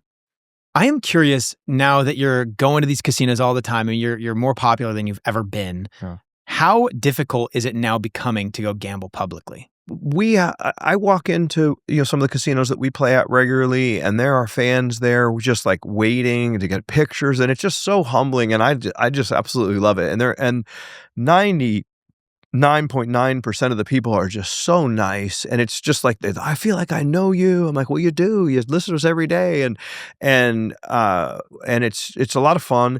And we generally now play places where they make it really easy for us to film. So once I get done with all the hellos and the taking of the pictures and so forth, once we set up and we start filming, there's usually a little bit of a perimeter around us, weirdly, and people watching and saying, hey, they'd love to take a picture with you. Let's wait till they finish filming. And it's super fun. Like, every day Matt, like, I never would have dreamt that there'd be people that would even give a shit about taking a picture with me. Now there's like, I'll come out of the high limit room, and then the casino manager or whoever's with us will say, okay, you guys line up, and then there'll be like a line of like 20 people to get a picture. It's so awesome. And so it takes me 5 or 10 minutes, but it's just the most flattering thing in the world, and it's fun, and the people are super nice, and I'm so happy that they watch. We wouldn't be anything if it wasn't for all those people. So it's a little more complicated to film because of the attention, but it also makes it more fun, and we get it done. What's the craziest gift you've ever received? The craziest gift, bar none, we meet these guys.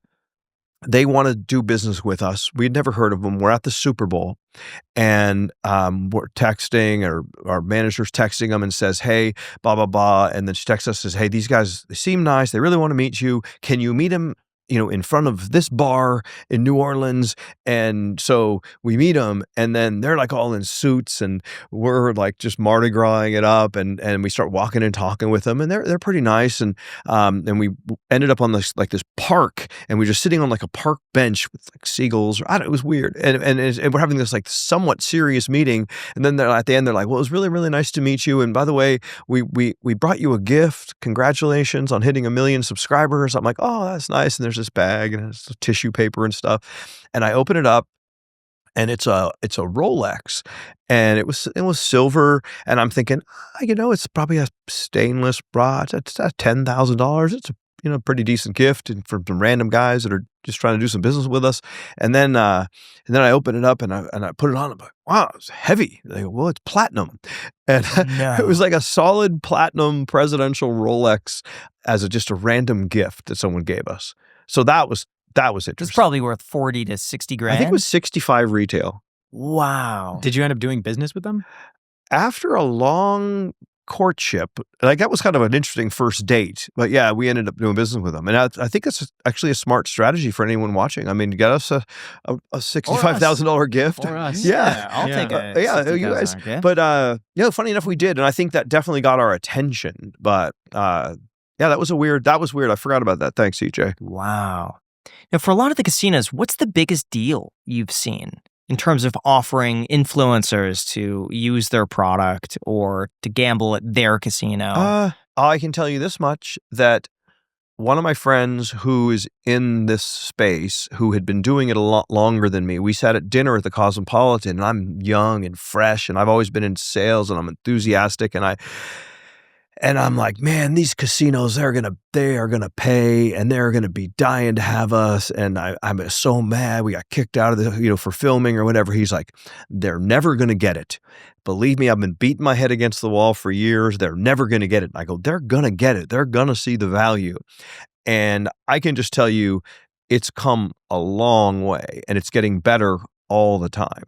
And the casinos that have done intelligent deals with influencers are really seeing the benefits. And I think it's still very, very out of whack. Like the money that the influencers are making for the casinos, they're getting way the better end of the deal. And I think there's a lot more room for the influencers to make even more money before a true equilibrium that's fair is reached. But some of them are getting more and more generous all the time. It's getting better and better and better. It's a really fun space, and it's been fun being involved in it and watching it kind of come from, you can't film here, to, please, will you come here? We'll send you a plane. Yeah. It's quite fun. And really quick, I just want to say that you don't have to overhaul your entire life going into the new year. Sometimes it's as simple as making a few smart swaps, especially with what you're snacking on. And that's exactly why we are super excited to be sponsored by Masa. They make tortilla chips with real ingredients, so snacking actually feels simple instead of something that's restrictive. And guys, what's actually crazy is that Masa chips are made with just 3 ingredients: organic nixtamalized corn, sea salt, and 100% grass-fed beef tallow. And that's it. No seed oils, no fillers,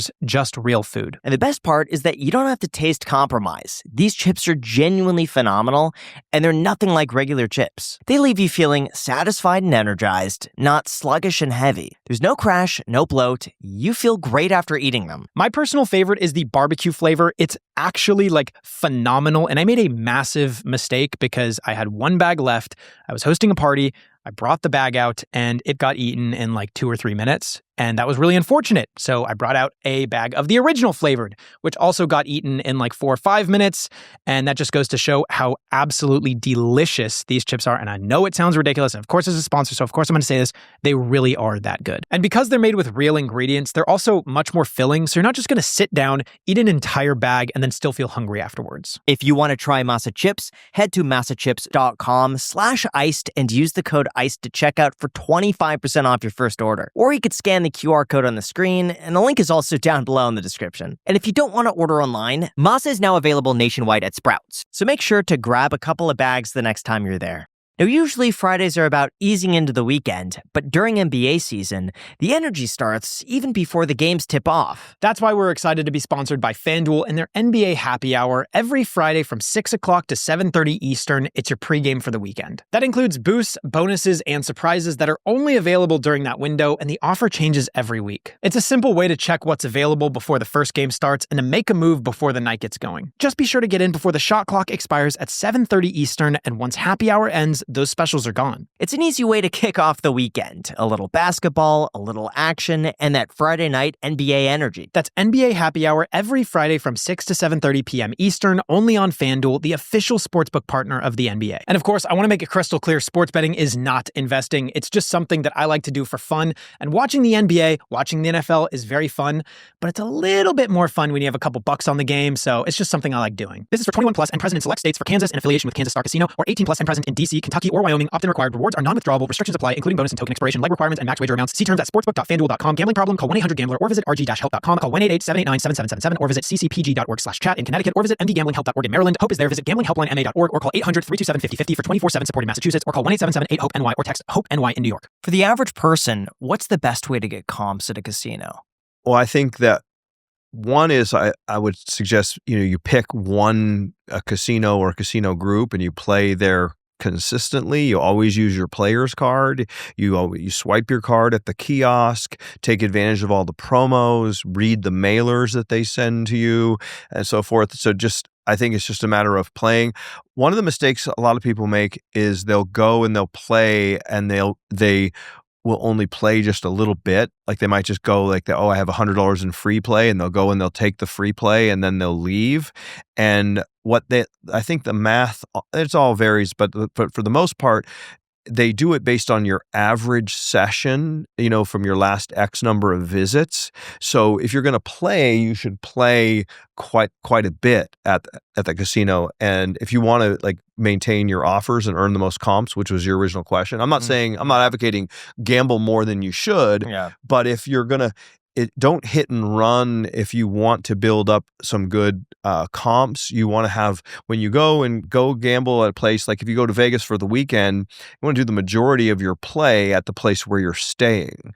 So you put a lot of coin in. They look at you that the EV that their expected win from you is higher, and because that's what's going to determine the offer that they send you next. So here's what's interesting. We went to a casino and a buddy was playing blackjack. Went to talk with the person in charge of, I guess, comps. Mm-hmm. They looked at his play and they said, "Hey, listen, you're only playing $25 a hand.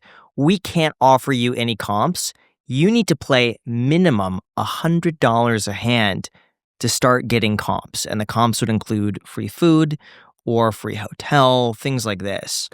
Slots, it seems like that's gone up a lot. Comps are a lot better from slots than they are from tables. Yeah, this was for table games. Because the thing about it, blackjack is really a 0.5%, or let's call it a 1%. People don't play perfect. 1% hold for the casino. So if you're betting $100 a hand, they're making $1 a hand, less labor cost, insurance, security, et cetera, et cetera, et cetera. It's not like there's a lot of meat on the bone. Now, contrast that with slots. Every $100 you put into a slot machine, they're making 8 to 12% more than likely.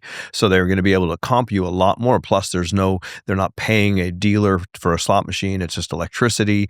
The comps on table games, I think that's probably very accurate. You're a big table games player, you're going to get comp. You're playing $1,000 hands of baccarat. Every hand, if they're making 1%, it's only $10. It just seems like the bar has risen so high. Like I remember in 2011, I could go to M Resort, spend $500 for the whole weekend playing craps and table games. Mm-hmm. They would comp us free food every single day, and every third trip you get a free room. And that was just spending like $500 at craps. Yeah.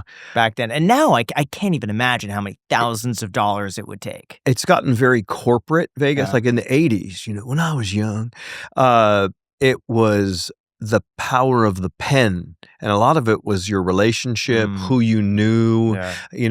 There were some people who were really good at working the hosts, and they thought they were much bigger players than they were.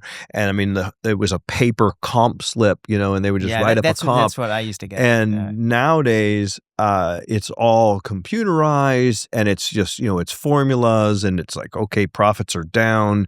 We're going to change the point value on this, that, and the other thing. And it's all very, very, very corporate with the multi-billion-dollar corporations running most of the bigger casinos.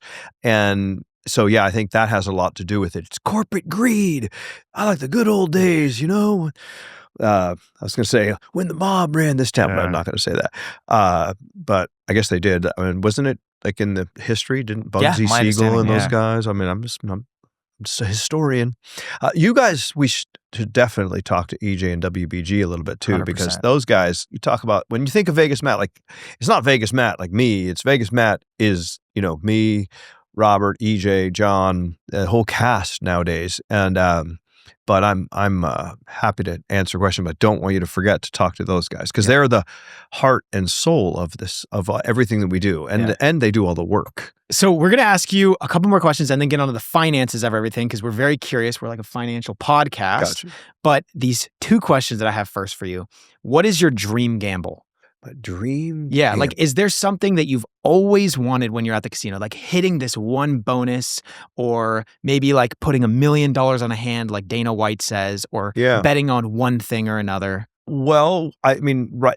I want to get the $1 million grand, or the $2 million grand on Dragon Link, which is, something that it's like the prize that, that doesn't hit very often. Some people have gotten it. I've never gotten that. There's a game called Buffalo Gold Collection where we want to get the 15 buffalo heads. There's a game called Wolf Peak where we've never gotten the bonus. We've probably put hundreds and hundreds and hundreds of thousands of dollars through the machine, and we've never triggered the bonus. So we want to get the Wolf Peak bonus. Be sure to ask that question of EJ and WBG, because I'm sure there's stuff that I'm forgetting. I've talked about doing a $1 million hand. The problem is no one will take the action. What about Dana? I think he's got special. But you could go head to head with him. Yeah, I suppose. But does he bet $1 million a hand? Does Caesars or whoever take $1 million a hand? I don't know. I thought it was like 250. But I'm saying you and Dana could go. You play the house, or he plays the house, and it's just exchanging $1 million from one person to another. Well, that would be illegal. Is it? Yeah, I think so. It could be for entertainment purposes only. Games or gamble. I don't know. Like you say, everything's illegal. I'm sure Dana could get a license if he. Yeah, I mean, give him a call. I'd love to see him again. I haven't seen him in a while. Me and Steve and Dana played slots, and Dana's like, slots? What the hell's wrong with you guys? And then Steve was like fast spinning $250 spin Huff and Puff, and I had like we were chopping the ticket, So I'm like, slow down there, Steve. And I go, this guy's great. And then boom, he hit something. We won like $37,000. And then Dana's like, wow, that's really cool. And it was a great video. And Dana was very nice.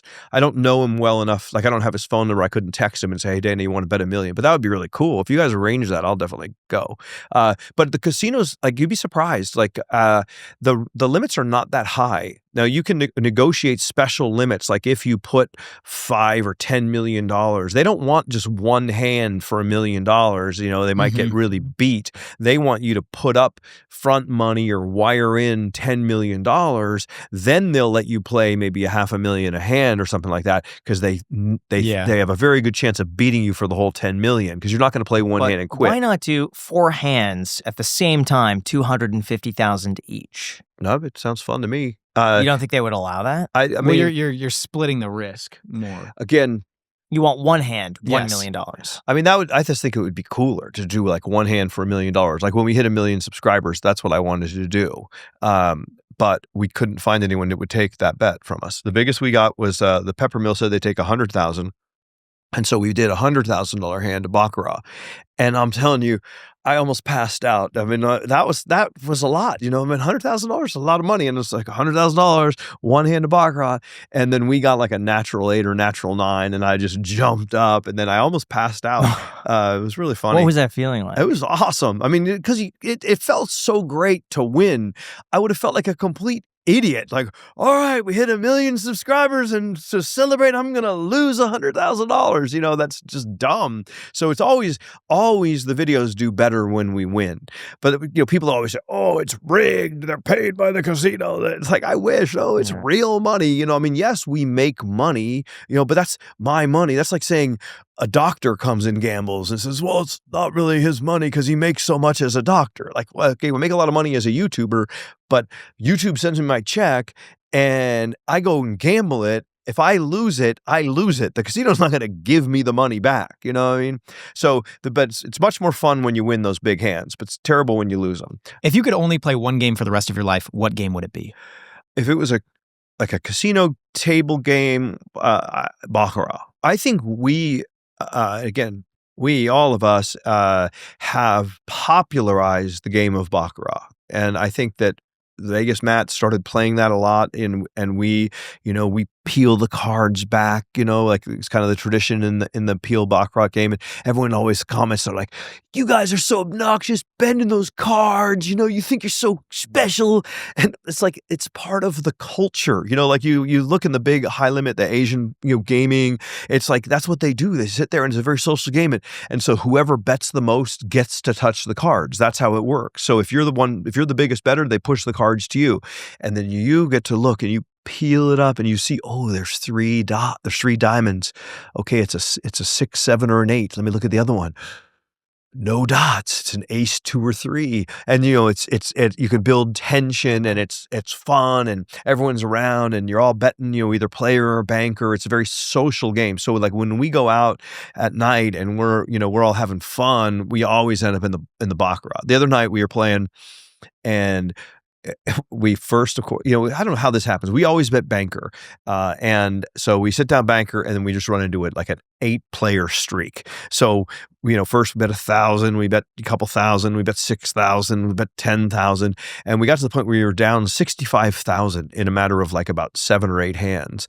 And there was a few of us kind of going in on it, and then we bet $45,000 on one hand, and then we finally won, and then we won a couple more, and we ended up breaking even. But that was like a 45 minutes of just absolute hilarity and fun. So the long answer to your short question is love baccarat.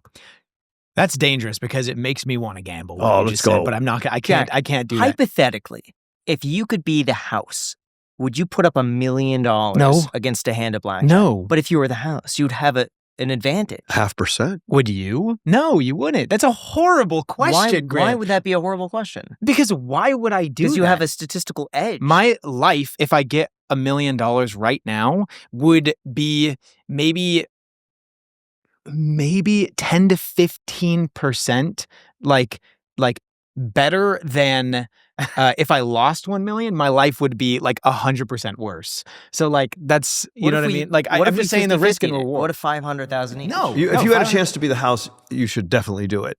Like I mean, but maybe one hand. But if you could be the house for a month, then you'd win 100% of the time. Right, but like me doing $1 million is the same thing as me. Hey, Graham, would you do it? $10 million. You're the house. Would you do it? I mean, one hand. No, I wouldn't. There you go. I mean, I think. But you would do it if you could be the house if you could take the house's side with any casino in this town for a month. Oh yeah, it would take you crazy not to because you're going to win. But the problem is it's the one hand. That's why the casinos don't even do it. One hand, one hand is risky, but being the house is. My understanding with one hand on a hand of blackjack, if you're the house, you have a 53% chance of winning. One single hand. I know this because I go to the casino a lot and I just place one bet. And that's it. One bet. If I win, I double. And if I lose, I walk away. Oh, that's and so smart. I've always gone in thinking, where am I going to get my best odds? And that's usually baccarat. Because blackjack, you're not likely to win on one hand. Yep. You're likely to get 50-50 over like 10 to 20 hands. Well, I mean, that's because every time you play a hand, you're giving away a little bit more. So the best gambling strategy, if you really wanted to maximize it, if you had a budget of $1,000, would be to bet it on one hand. Yes. And then quit. Yes. Regardless of what happened. And then over time, you probably would win about half the time. So that's a smart strategy. No surprise, young Graham. We want to talk about some YouTube numbers, the business you guys are doing. So we're going to bring EJ on here. All right, so we've brought EJ on as well because you're kind of like the brains behind the finances and YouTube strategy, money strategy, right? Sure. WBG and I, yeah. So how much are you allowed to lose per video? I don't think we really think about it in those terms anymore. I think that the expected loss of one of our videos is probably around $4,000. So that's our cost. That's before like any free plays or offers we get just from our play, which is generally in the range of, I don't know, $300 to $1,000 per day. So we don't really think about it like that anymore. We can Fortunately, now we could lose a lot on a video and it wouldn't make much of a difference. It's all, as long as we are making the right decisions and we understand what the results could potentially be, we will do things smart. Like we did $1,000 a spin for hitting 1.25 million. And we figured, okay, we could possibly lose 100,000 if we do $125,000 spins. In a worst case, and we were like, we can live with that. That's not the expected result. The expected result is probably lose 14, 15,000. We lost 100, and there was a big contingent of people blaming me for that, but it went about as bad as it could have possibly gone, and we lost 100 grand that day. We actually made an I Blame EJ t-shirt. Yeah, so many people blamed him because we switched machines, and everyone blamed him for switching machines, but we ended up doing well on the t-shirt. No, yeah, we might have made a couple $1,000s on the t-shirt, but no, yeah, I was just like, this machine seems cool, we should switch, which, by the way, it does not matter. Every time you push the button, it's an independent event. We could have potentially done worse. It's not likely had we stayed, but yeah, moving in hindsight was a bad choice. So what type of calculations do you guys do to know how much you can lose? Like, or is it just kind of like we could probably lose 100 grand on this. We could spare 50,000 here. I think that you're maybe giving us more credit than we deserve thinking about it that way. From the beginning, and again, WBG, who we'll talk to in a minute, he said, like, we can't afford this based on projections of what we will make. And then there was moments, and credit to him for giving us the confidence to go forward and do it. And now we don't think about it because, I mean, you guys know how YouTube is, and it's good. And if we lost $1 million a month, we would go bankrupt. But we generally don't do anything too crazy except for maybe a couple times a month where we could lose upwards of $100,000. How often do you balance the budget? Is it weekly, monthly, every quarter? So like he mentioned earlier, we have that fund of money that we keep for gambling and then add to it as needed. And right now there's just a surplus because we've done so much winning.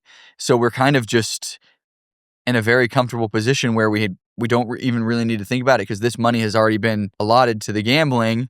And until that such time as that money is gone, we're just making all the money from the content. How much do you have in the fund right now? About $156,000, but I mean, I don't pay that close attention. More, actually. Is it more? How much? Yeah, it's like 210. Oh, really? Yeah, 210 in that fund, the gambling fund. Holding out on it was up to over 300, but it's taken some hits. So you just don't see that money as yours? It's his and it's theirs, but it's just that money is what we use to make the videos. And we'll add to it as needed, but hopefully we just keep getting lucky and win. But yeah, you think about it.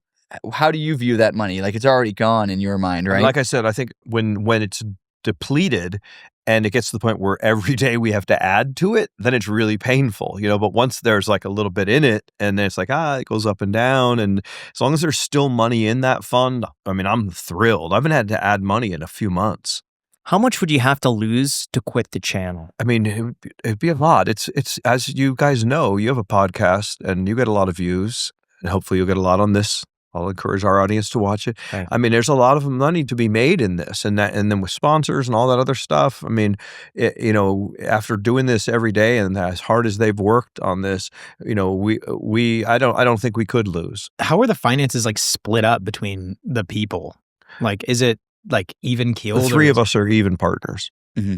Do you ever have any disagreements because you're all even, that like one person believes very strongly for one thing and the two like outnumber the one? We get along surprisingly well, I would say. Yeah, I think that WBG and I generally agree on like anything content related most of the time, and he doesn't really feel too strongly about any of it. So he just goes and has a good time, and then if he ever feels really strongly about something, we do it. So there's never been an issue. I'm in charge technically. Sure, yeah. If you're gambling then off camera, is that with your money or is that with like his own?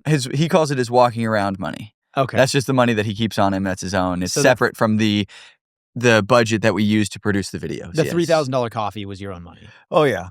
I mean, I couldn't go, oh, guys, I was at coffee and I lost $3,000. No, that wouldn't fly. No. So this is my walking around money. Oh, can I hold it? And it's heavy. Let's see. Yeah. That's and That's so nice. so the, so like this is hold him more. because, and see the stuff is a different color. That's like the like the 1s and 5s and 10s and 20s, Oh my but it's gosh. mostly hundreds. And this money clip, by the way, was a gift. We got a money clip from one of our fans, and it's the best money clip. And It's and tight. It's huge. and it can hold 150 bills, so 15,000 is the capacity. And this is available at the VegasMatt.com merch store, where Wow. thousands of lucky people have this very money clip. So how much do you have that in cash? I'd say this is about $9,600 would be my Okay. guess. So you, as a young guy with 33% of the money that VegasMatt channel makes, I imagine you're probably doing pretty well. But he said you still drive like a pickup truck. Yeah, despite his best efforts. Yeah. I think you should get And a few people have convinced or are talking me into buying a more expensive car, a Ferrari or something along those lines. But I don't know. What are you doing with all the being young and like making a lot? Just working, putting the money with the rest for now. As soon as it's enough to retire forever, then I'll really maybe. So what are Yeah, you doing I in the meantime though? Are you investing it or is Yeah, it just investing it. sitting? Yeah, I have a financial advisor, and he invests a lot of it in the stock market. I buy gold and crypto and whatever, but for the most part, just letting my guy handle it, and I focus on this. And what is that amount that you said is enough to retire forever? I don't know. For a long time he said 10, and now he's saying 20. So he's moving the goalposts on. Sounds like I think I hear 5, but I don't know. I think you need 20. If you, I don't know. We'll see. What do you guys know? Like, what do you think a really comfortable retirement? How old are you? 31. Okay. So, I mean, I would Depends on how much you spend. like living. Yeah, Yeah. you could do 5, you could do 2, Yeah, you could do you could 5. do 10, you could do 20, and maybe 30. I mean, You can it's I asked ChatGPT. Yeah. I put in all my different portfolios, and then I ask it how I'm doing and if I Yeah. could retire. And it says, yeah, you probably could, but you'd have to adjust your lifestyle. And I'm like, I don't Right. really want to adjust the lifestyle just yet. So He wrote like a ChatGPT net worth convo that he could just prompt it and say, "What's my net worth today?" Like, it's pretty cool. Yeah, I would say like at your age, a 3% withdrawal rate is probably reasonable. So if you have $10 million, $300,000 a year. yeah, it's great. I mean, you could, if you weren't like gambling or doing anything. I mean, you could probably live on $300,000 a year. Yeah, easy. Probably. You could He certainly live. He couldn't. I yeah, couldn't, you no. could with your $3,000 coffees. You could Yeah. certainly live off of $300,000 a year. That's a Absolutely, yeah. very, very, very comfortable. No, I life. could. Yeah. What are your thoughts on Bitcoin? Because you guys were pretty early in on I Bitcoin. see Yeah. you. I'm saying that, and you're like, Yeah, I don't know about that. I haven't been able to give it too much brain power lately. It's just focus on this. I think when we talked to you last, I don't know if it was on the podcast or not, but you said you just dollar cost average and I don't do. even I think still about do. it. You Yeah. still do. Yeah. So you're doing really well.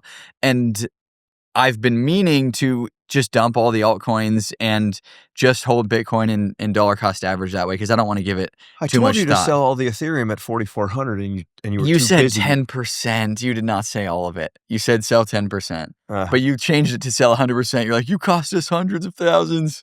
No, did you guys I did invest not. together? Well, yeah, I managed the crypto just from back then when it was like all so Wild West. I was making sure we didn't get hacked or whatever. And Yeah. so it's just still in those accounts. and I got whatnot. hacked. When they did a SIM swap, and all of a sudden my phone just went dead. It said, "Oh, your SIM," and I'm like, "What?" And then they got into my email and everything else, but he had it set up with 2-factor and like a lot of really higher security, and they weren't able to get anything. And then they sent me.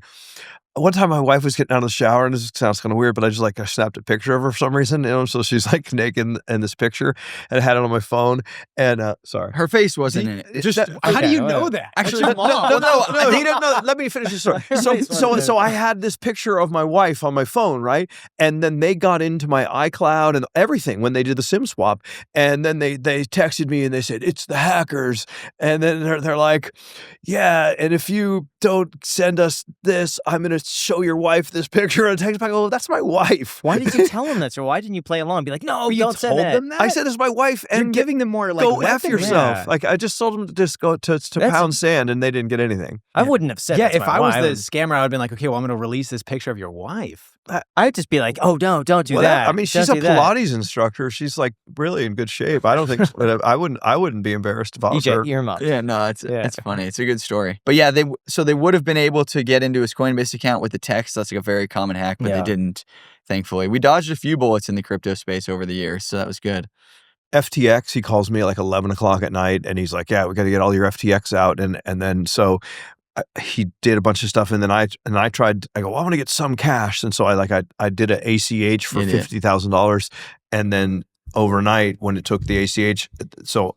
We got all the crypto out, but the $50,000 of cash that I tried to take out just disappeared. And then I never, like, they send these forms for the bankruptcy, and I've never filled them out. So you never filled them out. No, they're paying back 118%. They have a recovery over 100%. I know, but it's just so complicated, and I don't remember. And they're paying back dollar for dollar. I'll give you half the money if you can get my FTX. I think it's too late. Oh, is it? Yeah. I have $50,000 that basically I did an ACH the night that it went down, and I never got the money, and they owe me $50,000. So if there's any FTX administrators listening, your forms are too complicated for old people to figure out. Figure out how to submit a claim. Seriously, a little late, but you might be past the cutoff. I don't know. That's the great thing about being chalk it up to we lost that day. You know what I mean? That's the great thing about being a gambler, because anything that happens, you can always say, "Well, I just pretend like I lost it," or like if a Christmas gift is kind of expensive, I'm like, "Well, if I had won, I could have afforded it." Like money takes on a weird thing when you're a gambler. What's Christmas like with you guys? I imagine you're getting pretty crazy presents for each other. I would imagine we're not getting anything for each other, is my guess, because we don't need anything. Like I like to give stuff. Like my neighbor's doing an event at Allegiant Stadium, like the largest event for veterans in the history, and so like would rather just give money.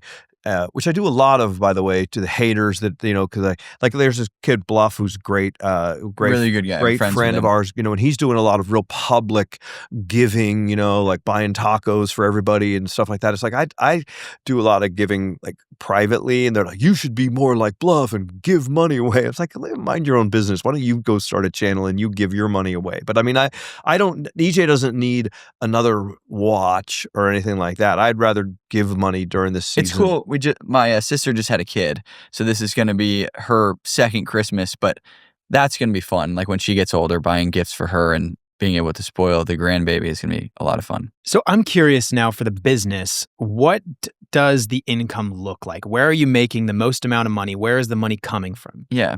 A large portion of it is YouTube, and then another large portion of it is sponsors, and then something that we really love that is all of our passions is the merchandise. You can see him and I wearing it. Mm-hmm. Love that the fans support it. Love that they enjoy it. We try to produce stuff that they'll enjoy wearing, and that is a smaller portion of it. I would say maybe the breakdown would be 50-50 with YouTube and sponsors, and then some merchandise and stuff. Without getting into too much detail. And if you're trying to expand the revenue of the business, what do you think is the best way to maximize that? Well, if we're trying to grow the business, If we're trying to grow the business, we make better videos and grow the audience. And then in turn, more deal flow will come in and the more ad revenue from YouTube. So it all comes down to making the best videos you can and having the most fun, which he specializes in. Do you worry about YouTube cracking down on these sorts of videos? Because I thought they just announced a new, an age verification, or you're not allowed to link or show certain things on screen. Yes, we do worry about that. Yes, the policies have changed quite a bit. Brick and mortar, they still, they don't age restrict it. But online, I think that there are companies in the online space that are maybe bad actors. So they're trying to navigate that, and they can't distinguish between the online content that aren't bad actors and the ones that really are. So they're age restricting online gambling at the moment, but I think that they'll be able to flesh that out over time and figure out which online casinos are regulated and which ones will be tolerated and not tolerated. But for now, that's a bit of a tricky space. He's more worried about it than I am. I think YouTube enjoys the ad revenue from all different casinos and stuff a little bit too much. Here's what I've seen though recently. It seems like YouTube just announced this new AI moderation tool that is going through flagging channels and then having them deleted overnight. And it seems like what they're doing is they're going now back years and then just flagging all these videos concurrently. And then all of a sudden when you get a few strikes, the AI tool just removes the channel. Sure. You request a review and then it just says, oh, immediately afterwards, it's all AI now. Yep. Oh, sorry, your content, doesn't go against our guidelines. Right. Deleted. I think that's why it's important to have a rep, like when you get to be our size, and the rep would be able to fix that if it was wrong. But yeah, it's worrying, but that is the space we play in, and so we have to. I have seen though, even with a rep, it seems like it could take weeks. Right, and that would be a bummer. Yeah. So follow us on all the different social medias just in case anything ever happens. I'm almost to a point where I guess, what good does worry do? And if it did happen, it'd be like, okay, well, now I don't have to go film a video every single day. And there's other revenue streams and things like that. Like I like doing events a lot. Like we do these fan events, where we'll bring people in for like a weekend to a casino. We do cruises. Cruises are an absolute blast. We have a deal with Virgin Cruises, and we do 3 or 4 a year now. Yeah, 2026. I think we have 3 scheduled already, and maybe gonna add a 4th and a 5th. So it's like so much fun. We meet the nicest people. I've got a bunch of like friends that are like I text every day that came to my Christmas party that I met on our first cruise. Like really, really, really nice people. I was kind of concerned when we did our first one, like what if I'm trapped on this boat with a bunch of weirdos and close talkers and people with bad breath that like to tell secrets, and I'm like, oh my God, this is going to be awful. And then it turned out everyone was nice. Except for that one girl that was like stalking you, but yeah. But you had a stalker? Not a stalker, but she was like an empty nester old woman, and she developed a very strong fascination with me and wouldn't leave me alone the whole cruise. At one point, she like cornered me in the hallway and was saying some things and crying, and I was like, well, I don't know if we can say on the podcast, but I said, no, thank you. And I was like, I'm not interested. She was crying though? Oh yeah. She had some stuff going on for sure. Yeah. So you weren't interested? No, not at all. But except for her, everyone was really nice, and it's just fun. There's a lot of other things that you can do, and I think like EJ says, as long as we make great content and we build our audience, the revenue follows. I could see you guys creating a slot machine, and maybe it's like a limited edition slot machine where you only make 5 of them. Mm-hmm. You put like one in your top 5 favorite casinos, or just one casino. You've got 5 VegasMatt slot machines all right next to each other, and then you can spin it, and it's like all of your faces. Oh, like I love the faces That would be idea. fantastic. It would be an attraction. I feel like lines could form. There's something there. I'm happy. Cut me in. I'm happy you're saying it. There absolutely is. Yeah. We haven't had any slot manufacturers reach out, or we have, but the right situation hasn't presented itself. And those big companies have to do so much legal and all this different stuff, and they give us all these different excuses. But you're right, it would be good. We'd want thousands of them instead of 5, because we want to be able to get them in the most amount of places and have it do really, really well. It would be the best game. I mean, there's a couple of online VegasMatt slots. There's VegasMatt Blackjack. There's VegasMatt Cash Eruption. Do you guys own them? Licensing, I think. No. I mean, I don't know how it works, but it's an NIL thing. But name, image, and likeness. That's what NIL is. I learned about that. And I really would like to have the VegasMatt slot. Our slot would be the best slot. How would you make it the best game? What would you do? How would it look? Well, you'd never be out of it. We'd just make it fun. I think it'd make it fun, and it'd be there are a lot of them. They're the same, like there's 82 variations of Huff and Puff, and they do all these machines. So you take some of the machines that we really, really like, and take some of the good dynamics from those machines. I would want it to have a good return to player. I would want it to be too volatile, where the big wins are so big, but you usually lose. I'd rather have something that's a little bit more even keeled, more frequent winning. Yeah, more frequent bonuses, maybe not as massive. We would just create a really, really good slot machine, but just with the funny stuff that we say and so forth. I think our audience would love it and interact with it, and I'd be willing to bet any slot manufacturer that's watching this podcast that it would be the highest performing slot that they would ever put into the casinos. It would be interesting if they lose on one, it just says Sando. Yeah, exactly. And then lose again, Sando. Then you lose another one, and you're like, oh, just one more. Come on. Could you egg people on? Oh, yeah. Well, like on VegasMatt Blackjack, like I'll be like, oh, that was brutal, or oh, what a Sando, or like I said something I thought was funny, like I got like a Jack of Diamonds and a King of Clubs, and I said, oh, Jack King offsuit, that's EJ's favorite hand, and like tried to make it funny, and it's a great idea, and I'm shocked that it hasn't happened yet, but I believe it will. So any other things left to expand on the business? I'm curious, like, is it literally just making more high quality videos, getting higher paying sponsors, and that's it? Or is there any other like stuff in the woodworks? I did hear you guys mention, I don't know if I can say this, a movie. That would be fun. He has had the movie idea for a long time of just not necessarily about us, but about a lot of the stuff that we know about and see, and There, you can speak more about it. You talk about your script. I mean, it would be like Rain Man meets the MIT card counting team meets casino. I mean, WBG doesn't like when I use that analogy, but it's like people think that, I mean, I think we could make a movie that's that big about the slot world, about the world of advantage slot play, all that kind of stuff that people have no idea about. And like I have like the opening scene, the guys walking through the casino, kind of like the Terminator, just like looking at all these things that no one else is noticing. There's this little old lady pushing the button, these people over here hooting and hollering, and then it's like, oh wait, someone, there's a 72 on that machine right there, boom, and then just the people like the Rain Man dynamic is interesting because you know how like autism rates have gone up just like crazy, like since 1992, I believe, and I don't know what it is caused by and whatnot. That's a whole nother thing. I'll leave that to RFK or whoever's fixing it now. But there's a lot of people on the spectrum that are professional gamblers because that's like that. The Rain Man, made that he was a pretty extreme example of it, but there are a lot of people that are like not maybe that too far on the spectrum, but they're on the spectrum, like super math geniuses and so forth. And then there's tales that I'm aware of people not in the too distant past of people getting taken in back rooms, beaten up. Like casinos do not like when you beat them. There's danger and intrigue and so much interesting stuff that happens in the world of gambling and professional gambling. And I thought the MIT card counting, the Kevin Spacey one, was so well done, that movie 21. And I think the slot underworld is even more interesting. So way more. Coming soon to a theater near you. And then there's they did a reality show, like a docuseries. FanDuel. For like 6 months, they had us mic'd up everywhere. Like the restroom was weird sometimes, and I forget that I had a mic on. And I mean, they literally were like 24/7. We were mic'd up, and they did all this behind the scenes content. They do a docuseries.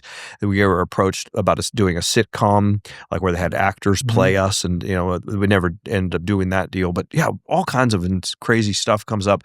I personally want to do a regular VegasMatt show, like a variety show, like here in Vegas, where people come and the VegasMatt show. EJ isn't as crazy about that idea as I am. But I really believe that we could do a great show and make it fun and entertaining and have and fill theaters. And I think that we would fill theaters with people, like I don't know, Carrie Underwood or Janet Jackson or whoever fills a theater. Those people come, they go to the theater, they go to the show, and then they may put $1 in the slot machine. But everyone who comes to my show probably on the way out stop at the high limit room and gamble $50,000, and it would probably be the most profitable show in the history of shows for Las Vegas if we were to do that.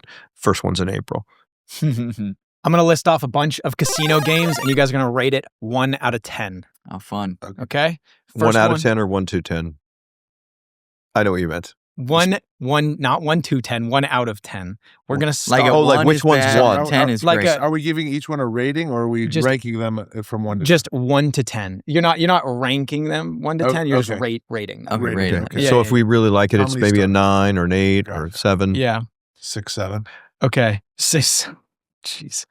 I still don't understand that. I don't think that there is anything to understand, unfortunately. It's just a 6, 7. How close to the mic should he be? That looks great. Oh, that's good. Yeah. Okay. All right. Dragon Link. Oh, probably an 8. I mean, it's the most popular game in the casino. I think there are better games. I like it. Yeah. 7.5. I think it's getting old. I'm going to go 6. Buffalo. Buffalo in general, the Gold. entire Buffalo Gold. 6.5. It's a good game. Solid. Good math. Buffalo Gold Collection? Or is there, I mean, there's so many Buffalo games. All right. Well, let's just say Buffalo broadly. As a franchise, probably 8. Buffalo Link brings the average way up. Yeah. But there's some that are 4s and 5s. Buffalo Link is the best game, is a 10. And Buffalo Gold Collection is, a 6 or a 7. Buffalo, there's Buffalo Stampede. There's all these different Buffalo games. So it's really difficult to say because there are so many. But our favorite game is in the Buffalo family. There are games 1 through 10 on Buffalo. Buffalo Link's 10, though. Firelink. 6. Yeah, I'm not a huge fan of the Firelink. I don't. I would say 6. 4. Yeah. Baccarat. Baccarat? Baccarat's a solid 8.5.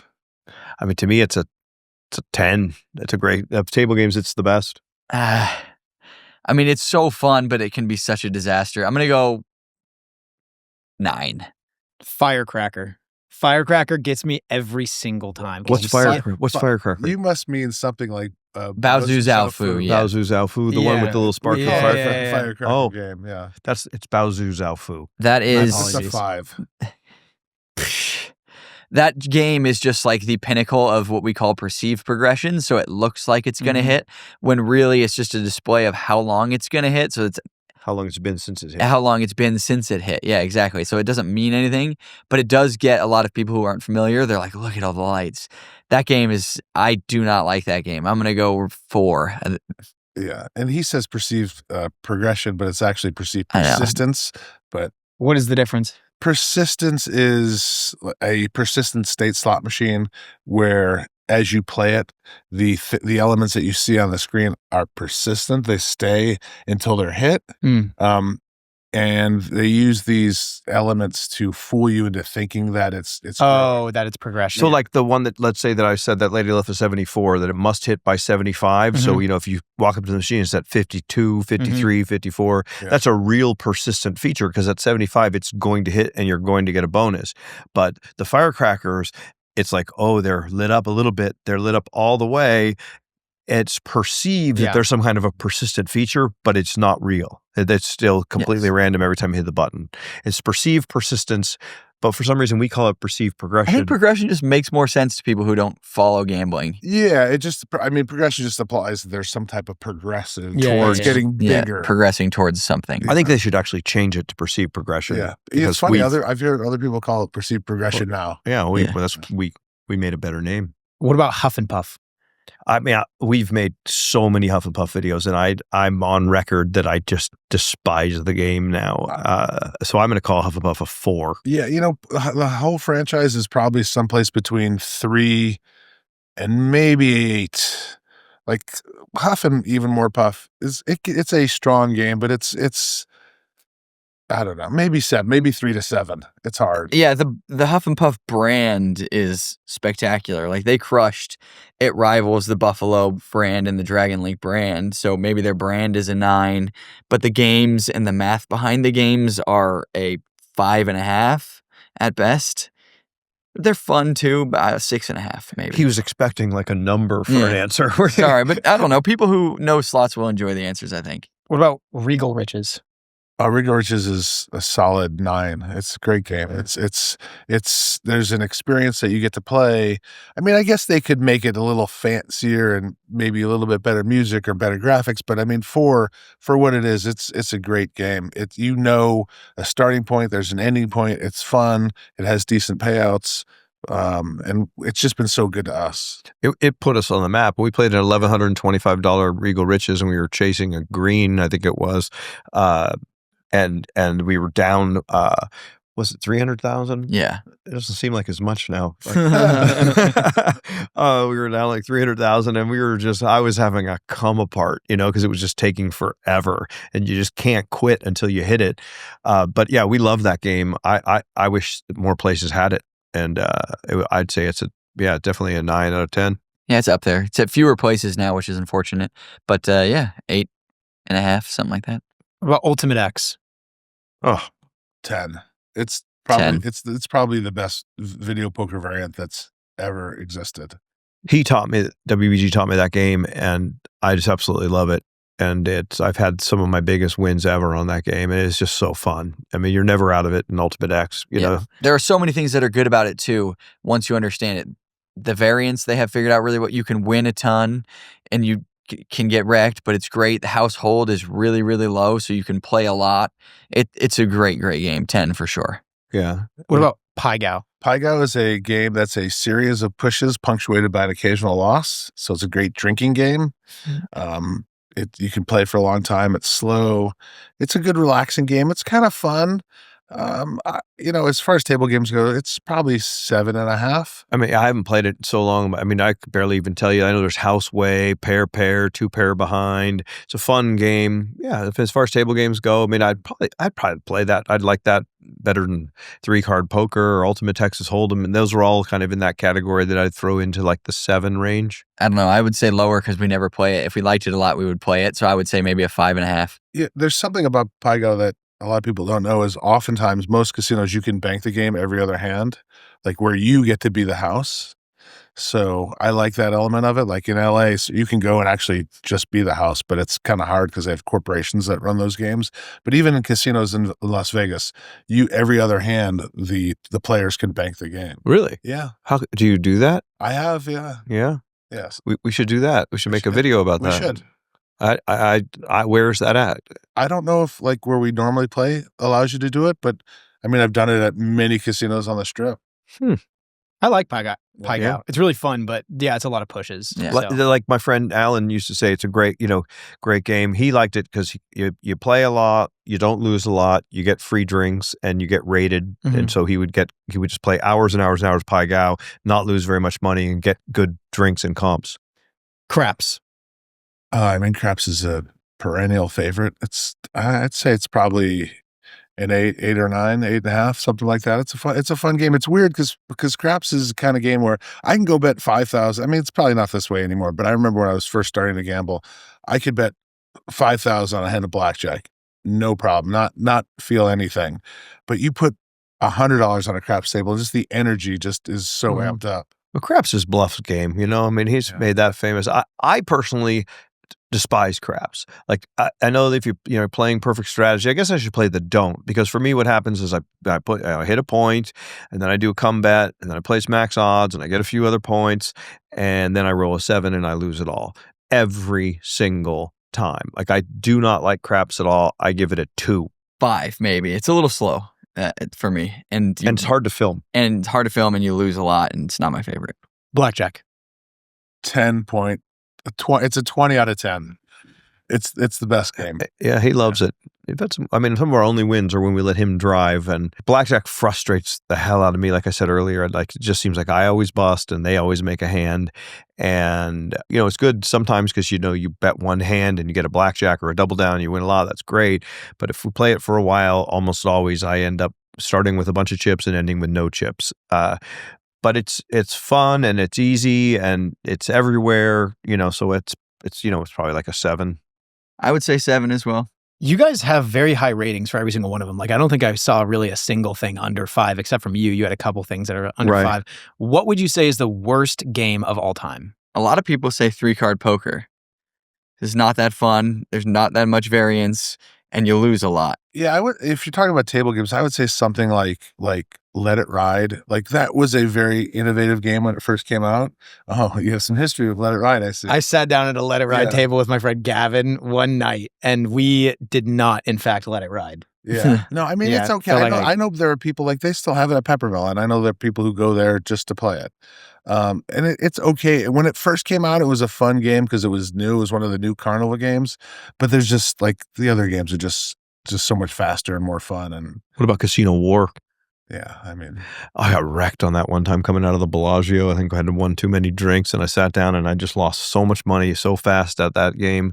I don't know which is it a bad game for the player? Like which one of those carnival games has the worst odds, you think, for the player? I mean, probably any of those side bet games, like Let It Ride and those games. If you play good strategy, it's not too bad, but it's mostly the side bets. Like side bets on baccarat can be 8, 10, 12% a house edge. Side bets are generally sucker bets, right? Yeah. We never bet the side bets. I mean, I do, but you don't because they're sucker bets. I mean, unless there's a reason to.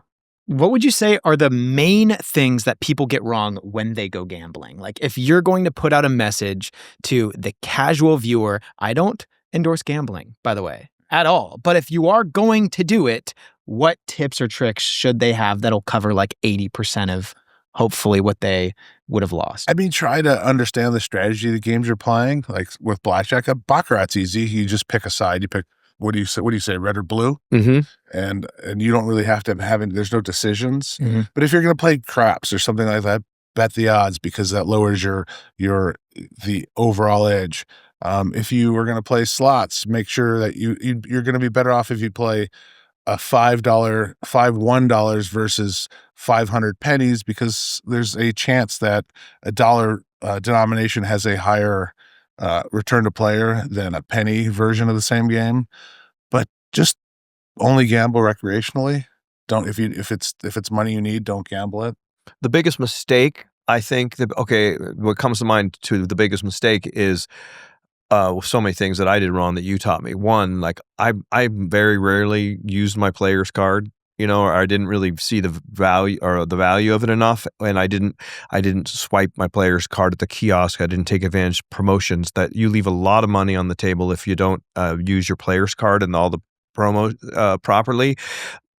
People who play video poker and do the wrong holds, like they hold something that they think is right. They'll hold an ace king over a pair of sixes, or something depending on the game. There's different holds, but like I don't like to play Juices Wild because the holds are really, really complicated, and every mistake you make in the holds costs you a lot. Like if you play 10-play Ultimate X bonus poker with a good pay table, and you play perfectly, which is almost impossible to do, it's like 99.4% return to player.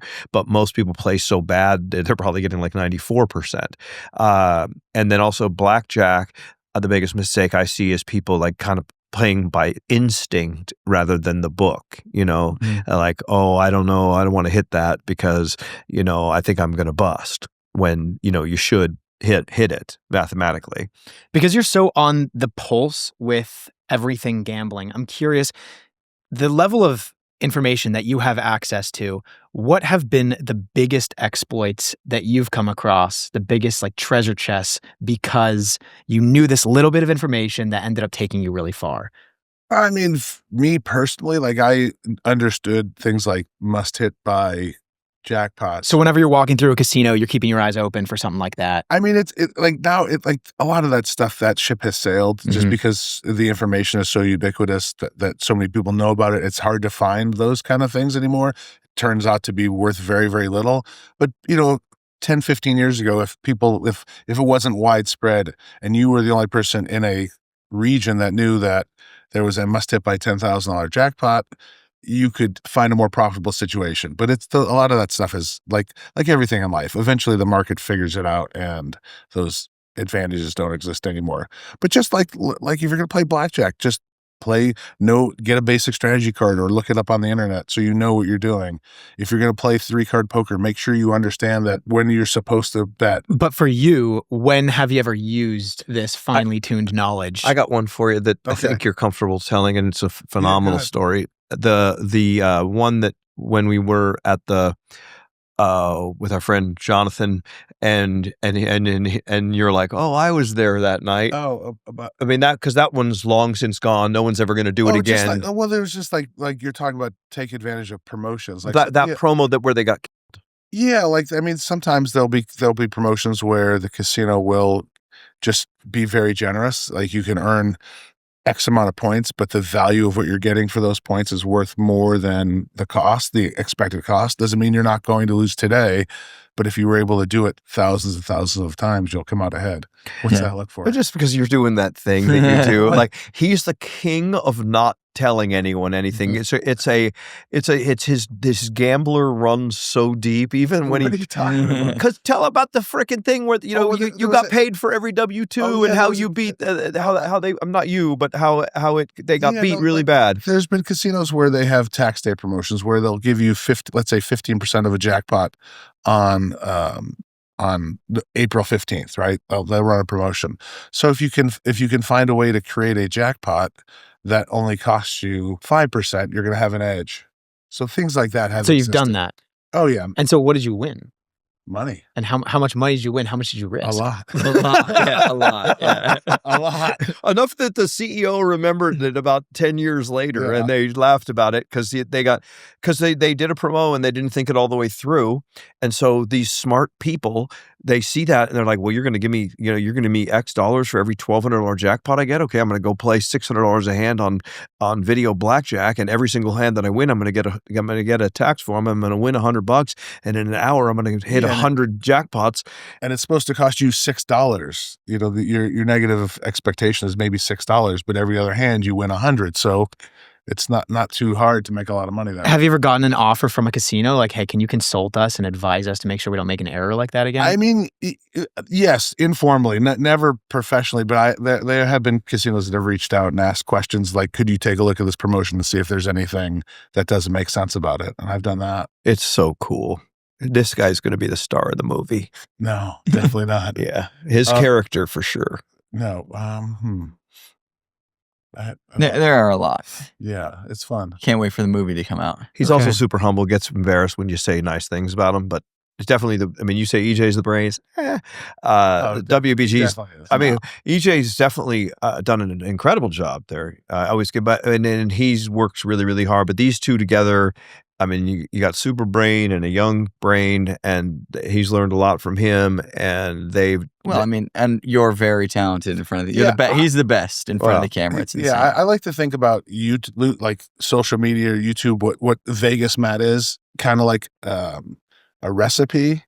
And if you're baking a cake, for instance, you need all the ingredients. You need the salt, the sugar, the flour, and even though the flour may be 90% of it, VegasMatt, you still need the other ingredients to make the product. So, are you the salt or the sugar? Yes, I certainly not the dairy. But, exactly. But I'm saying is you need all the ingredients, and even though you may not be 90% of the ingredients, the whole product won't exist without all the elements, and they're all equally important because you can't do it without each other. And I think we just work very well together. Yeah, when I mention to people, oh yeah, we're filming an episode with like VegasMatt soon, and they're like, oh, are you bringing on WBG and like EJ? I'm like, yeah, like they're gonna hopefully come on the show and spread some wisdom too. Okay, last question: have you ever found a true edge? Like they say in roulette, when you spin it, maybe if the table's a little crooked, it could be landing on something more often or something to that degree. Do you want me to talk about the roulette one or? Yeah. Here's the thing. You should do a podcast someday and just have him tell you everything he knows, and it would probably be the most viewed podcast in gambling history. So tell us a roulette story. He's got one on everything. No, I know. I've been involved with. Yes, you can. The thing is there's not a game in the casino that you can't beat. It doesn't matter what the game is under the right circumstances. That doesn't mean that exists at every, you can't just walk up to every single table and there's an edge, but there's every single game, there's a circumstance where the tables can be turned. So then where you listened earlier to ask about the baccarat thing and the guy that claims he has an edge on baccarat and he'll give it away for $20 million. So how could you beat baccarat? Well, first of all, that's not true. He's just saying that it wouldn't be worth $20 million because if you could beat it, you get kicked out before you could win $20 million. So no one would buy it. And I think people who claim to have systems they're just charlatans. It's like people who claim that they can beat sports, for instance. It's very, very difficult because there's so much money and so many smart people betting into those markets that you're going to have an equilibrium price. And the people who say that, I have an edge, they're just selling picks to both sides. So give us a little nugget. Okay. Baccarat, you said there is a circumstance, can you give us an example of when a baccarat game could have been beat? There are side bets that are countable, like blackjack, that you could beat a side bet. So you would count a 12-deck shoe down, and then that all the nines are gone, and then this makes the big tiger more likely, or something like that. Like one of the side bets could, when there's no more face cards, for instance, there could be an advantage on one of the, a tie. Or if I'm not saying that that's the actual circumstance, but circumstances. It's not huge though. God forbid you give a specific. No, because I don't know it by rote. Or also, is it something like when some dealers do something wrong, and when the card comes out of a shoe, if you're sitting in a certain place, you could You're see talking about the hole carding? You could see the card or Well, something. not like- on baccarat, but I Okay. mean, well, I guess if you could, like, if you knew the first card on baccarat, you could gain an edge. Like, if you knew it was a 9 and it was going to the player, of course, you would bet player. Mm-hmm. So okay, so then you said roulette. You kind of your eyes lit up a little bit. And can you think of an example when roulette was beatable, or like that you beat roulette? I know people. Yeah, like I know people who have found situations where things replicated often enough, like you were saying, like the table was tilted, like they knew that it was going to go around 3 times, and if it goes around 3 times, it's going to land in a quadrant, so they could just bet the quadrant. And So they literally wait to see how fast the spin is to kind of, bet. yeah, exactly. Interesting. Because it's a physical element, it's a physical thing. So if you roll a bowling ball down the alley the exact same way every time, you're going to knock over the same number of pins. I mean, on average. I want to ask him more questions. Very rarely does he answer. I think also all of that stuff is so hard and the opportunities are so rare, and it's really not what we do. We're just aware of it, and it's a fun thing to talk about. I mean, look at how interested you guys have been. And I find it fascinating. Yeah, it's not what we do at all. Like we go gamble. No casino cares if we come in and play Huff and Puff and Dragon Link. They're like, welcome to the casino. Yeah, the thing is, we know about it. We don't do it. We don't actively participate in it. But I think this is how maybe how all this might have happened, is because when I met Matt, like he knew that I had some knowledge about these things.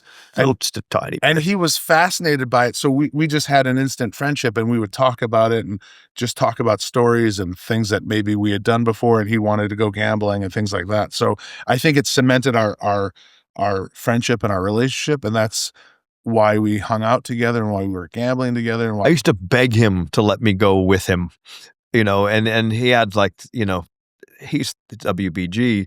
And like, I remember saying to him, like, how can I get to be your sidekick? Because he always seemed, he's a nice guy and he's fun to hang out with, and he's a people person. I'm talking about you like you're not here. I know you love that.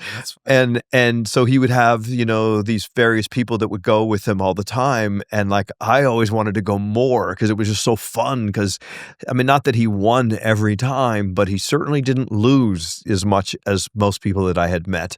And I just learned so much about like a game like Harley Davidson that they don't have anymore. Sure. Like that one was something. If I remember, we used to play that a lot. I mean, that was just one with an actual progression, right? Yeah. You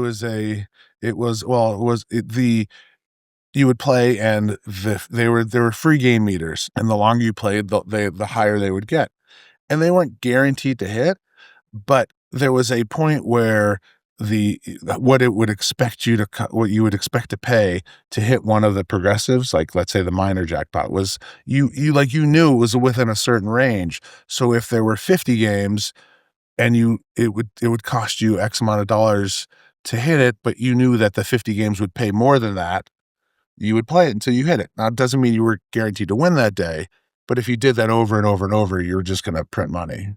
Do you remember the first machine that you ever showed me? First slot machine? For the first slot machine that, that there was something that I should look for? Plants vs. Zombies. Yeah, there was a Plants vs. Zombies, and there was a brain meter, and I can't remember. Oh, I remember that game. But if the brain meter was like over a certain amount, like we'd be walking through the casino, and we would like walk to like 20 casinos in a day, and good cardio. And then we'd see a Plants vs. Zombies, and we'd like, whoa, the brain meter. And I was like so proud of myself the first time I found something good, and we'd come up, boom, and then win. They don't have that game anymore, though. No, I mean, it probably exists someplace, but like everything, those games they go away. Yeah, if the games are beatable, they done to last. Well, it's not just that they're beatable. I just think they have a life cycle. That's like one of the things when you talked about Dragon. Like one of the reasons I gave it a high ranking is because it's been around since like 2014, and it's still very, very popular. So yeah, I mean, you have to respect the fact that a game could be around for 11 years and still be one of the biggest games to drive coin in. Have you made most of your money that you've made in your life from gambling? Yes. From exploits? No, I mean, I was a professional poker player for a while. So it's from professional poker? Yeah, and so I was a professional poker player, and I was involved in poker right before. What's so funny? I'm just looking over at him and he's just smiling like he knows something. It's like, Senator well, you know. So before the poker boom, like I was fortunate, like just coincidentally, I picked up poker before the poker boom. So when the poker boom happened, I was in a fortuitous position and I was able to take advantage of it. I got involved in affiliate marketing with poker. When are you going to write a book, WBG? I would love to read that book. When you retire, when you write the books. You'd get mad at me for everything I said. No. You're like, talk about that. So I played poker. I played a lot of tournament poker back before everybody learned how to play on the internet. So it's just fun to watch him, like just betting sports, because like I'll be like, I like the blue team, or whatever, or like, oh, Ohio, and then he just won't casually like make a bet, even if like we're at a game, and he's like, well, let me take a look, and he looks at like 17 books and sees what's going on. And it's just like a level of intelligence and patience that I couldn't do if someone paid me all the money in the world, but then he'll go and he'll bet on the Eagles anyway. I think it's just disaster. Nah, go Birds. I think it's just a matter of just kind of looking at life in terms of EV, right? Sure, the gas across the street might be 1 cent less, so I'm going to get 10 gallons. Is it worth 10 cents to cross the street? Probably not. Is it worth it to make a phone call to save $150 on your insurance? Probably, right? It takes you 10 minutes, right? It's hard to find opportunities that are worth $900 an hour. So you just try and think in terms of EV and apply it to everything else. There's so much, let me tell you. It's fair. WBG is a wealth of information if you can get it out of him. He knows everything about gambling. I think I'd like to create like a gambler's trivia thing sometime and have all these people that think they know, and then like Jeopardy, and then that would be good. And I would back WBG to be the guy that ends up, on the show for like 100 days straight. I wouldn't win, but I tell you what, I've been because of my gambling history, career, whatever you want to call it. I've been fortunate to meet some of the most brilliant minds in gambling. So I've tried to learn from them. I have a couple trivia questions, but then we have to wrap. Okay, got it. Okay, because I just it's not a 10-hour podcast. I just wanted to see, because that was an interesting prompt.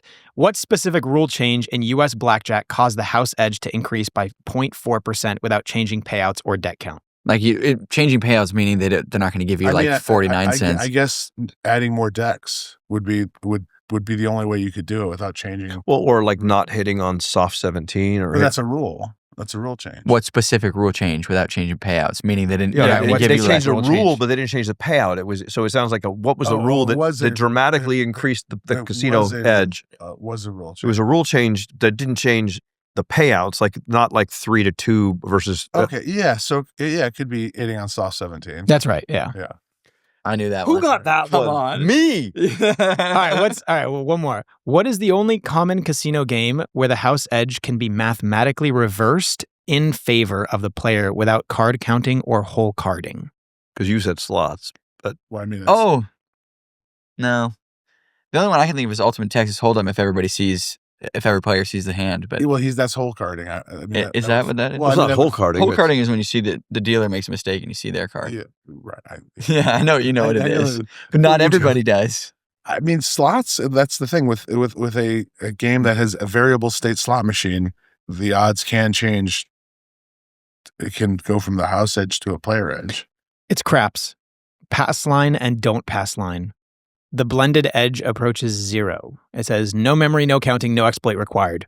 Well, I guess what you're saying is if you bet max odds, but it doesn't go into the player's favor. Like your odds are even money, so there's no edge. It's 50-50, but you still have to have a pass line or a don't pass line bet where they do have an edge of X percent. Yeah. So your element of risk on craps might go from 1.0 whatever 1.3 to 0.3 or something like that, depending on how. But he said it goes actually into the player's favor. I just don't know how you could create that situation. I guess the only thing what he must be saying is that if you are betting on a number, like if you're betting on the don't pass with odds, once the point is established. Once it's established, then you've got an edge because the 7 is the most likely number to come up. Like that's that's probably the scenario that he's describing. Although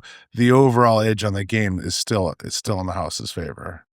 Which Las Vegas casino slot machine malfunctioned in the 1990s? It led to a court case that changed how casinos handle obvious errors versus binding wins. Well, so it must have been Mega Bucks. Something like that. Yeah, Lucky Lucy. Lucky Lucy. Do you remember that one? No. WBG. You want one more? Sure. Fire one more in there. In baccarat, why does the banker bet still have a lower house edge even though the casino takes a 5% commission? And what would the edge be without the commission? Well, what would the house edge be, or would the player edge be? If you don't pay the commission, you'd be printing money by betting banker. But it's just the rules. The rules for hitting favor the banker. It says the banker house edge with a 5% commission is 1.06. Banker wins more because it acts second, like the dealer in blackjack, which I actually felt like I heard before. Mm-hmm. I mean, you're implying that there's position involved. And it doesn't matter who at the order, like, because you can turn over the cards either way. It's. I think what they're saying is what the banker does is determined sometimes by what card the player draws. Like there's times when if the player draws an 8, the dealer doesn't draw, and if the player draws a 3, the banker wouldn't draw. The odds are better for banker because of the rules. The odds are better for banker, but with the commission, it's 1.0. What'd you say? 03 or 08 or whatever, and it's slightly less for the player. So the banker is the better bet, even with the commission. And the reason that we bet banker all the time is because the banker does win more of the time. Like if you played 1 million hands, there's going to be more banker hands than player hands. There's going to be 3 results: banker, player, and tie, and then you could tell them what the skew is, but it's more wins are going to be banker, and videos do better when you win. So we bet banker, and also because it's mathematically a better bet, and so we bet banker every time. Yeah, That's I mean, if you bet banker all year, you bet millions of dollars, you're gonna lose slightly less money, but thousands of dollars less. But also, like Matt was saying, the result of that actual hand is for the banker more often because of the commission, right? Because if it's and a lot of people don't like paying commission, so more people bet player, which is just another example of uneducated gambling, because they think, oh, I'm going to bet player because I don't have to pay commission, and it's a worse bet. I asked ChatGPT for the hardest trivia questions that it could come up with. Wow. And that's what it came up with. Oh, that's cool. I'm curious, where are you guys headed to after this? Today? Mm-hmm. We are, I don't know, did we decide? El Cortez. We're going to El Cortez today. And what are you guys going to gamble? Oh, just see if they have any new slot machines and play some baccarat and have fun. How much coin in are you gonna risk today? Probably 50,000-60,000 coin in, I would say. I mean, there's a couple places in Vegas that we film at, and El Cortez is one of them, and we have a great relationship there. And I mean, a typical day, we're going to get a little bit of a later start because we were here a long time than we normally do. But normally around 2 or so, we meet, go to the Starbucks, get some coffee or iced tea or ginger and turmeric shots. A lot of offerings, sometimes some egg bites. And then we will sit around and we'll say, like, what do you want to do? What do you want to play today? Oh, and then they come up and say, hey, there's a new machine or this, that, and the other thing. And then we have a little 15 minutes, take pictures with people, hand out lucky stickers, just, say hello to who's there and then get in the zone. And then we go take what I call a profile pic. What do you call it? It's a thumbnail. A thumbnail. And they take a thumbnail. They take a thumbnail, and then we sit down and assume our positions, start pushing buttons, and WBG starts telling dumb jokes, and me and EJ bust each other's balls, and we talk about whatever's going on in the town, and if we go and see the Wizard of Oz, which I said earlier I thought was awesome, we'll talk about that, or I talk about a TV show that we're watching, that's really, really good. and we just talk about anything and everything. It's like a 45-minute session. It's 4 friends sitting around talking about life, really, and it just happens to take place in a casino. Yeah. And then that will, depending if we make 1 video or 2, we'll be there for anywhere between 2.5 to 5 hours. And then we'll either go home or go do something with our friends, which generally will involve more gambling or going to dinner. And then EJ will go home and edit. And then that is probably what the rest of today looks like. Yeah. Lather, rinse, repeat. Well, thank you guys so much for coming on the show. Thank you. Graham, Thank do you you have any parting words? Graham says like and subscribe. Guys, please like and subscribe. Also, obviously, all of your information will be left down below. Thank you. you guys for coming on. Thanks for having Thank you for having us Appreciate here. it. Thank you. Best of luck at the casino. Guys, if you want the full unedited raw version of this podcast, if you like it raw, subscribe to the members because you can see the full thing. So All that stuff that we talked about. all the stuff that we talked Everything. about, how you can get an edge in the casino. Just kidding, we didn't talk about that. But thank you guys so much for watching. Appreciate it. Get Thanks, the book. See ya. Get the See you book. guys. Thanks Till a lot. next Good to be time. back.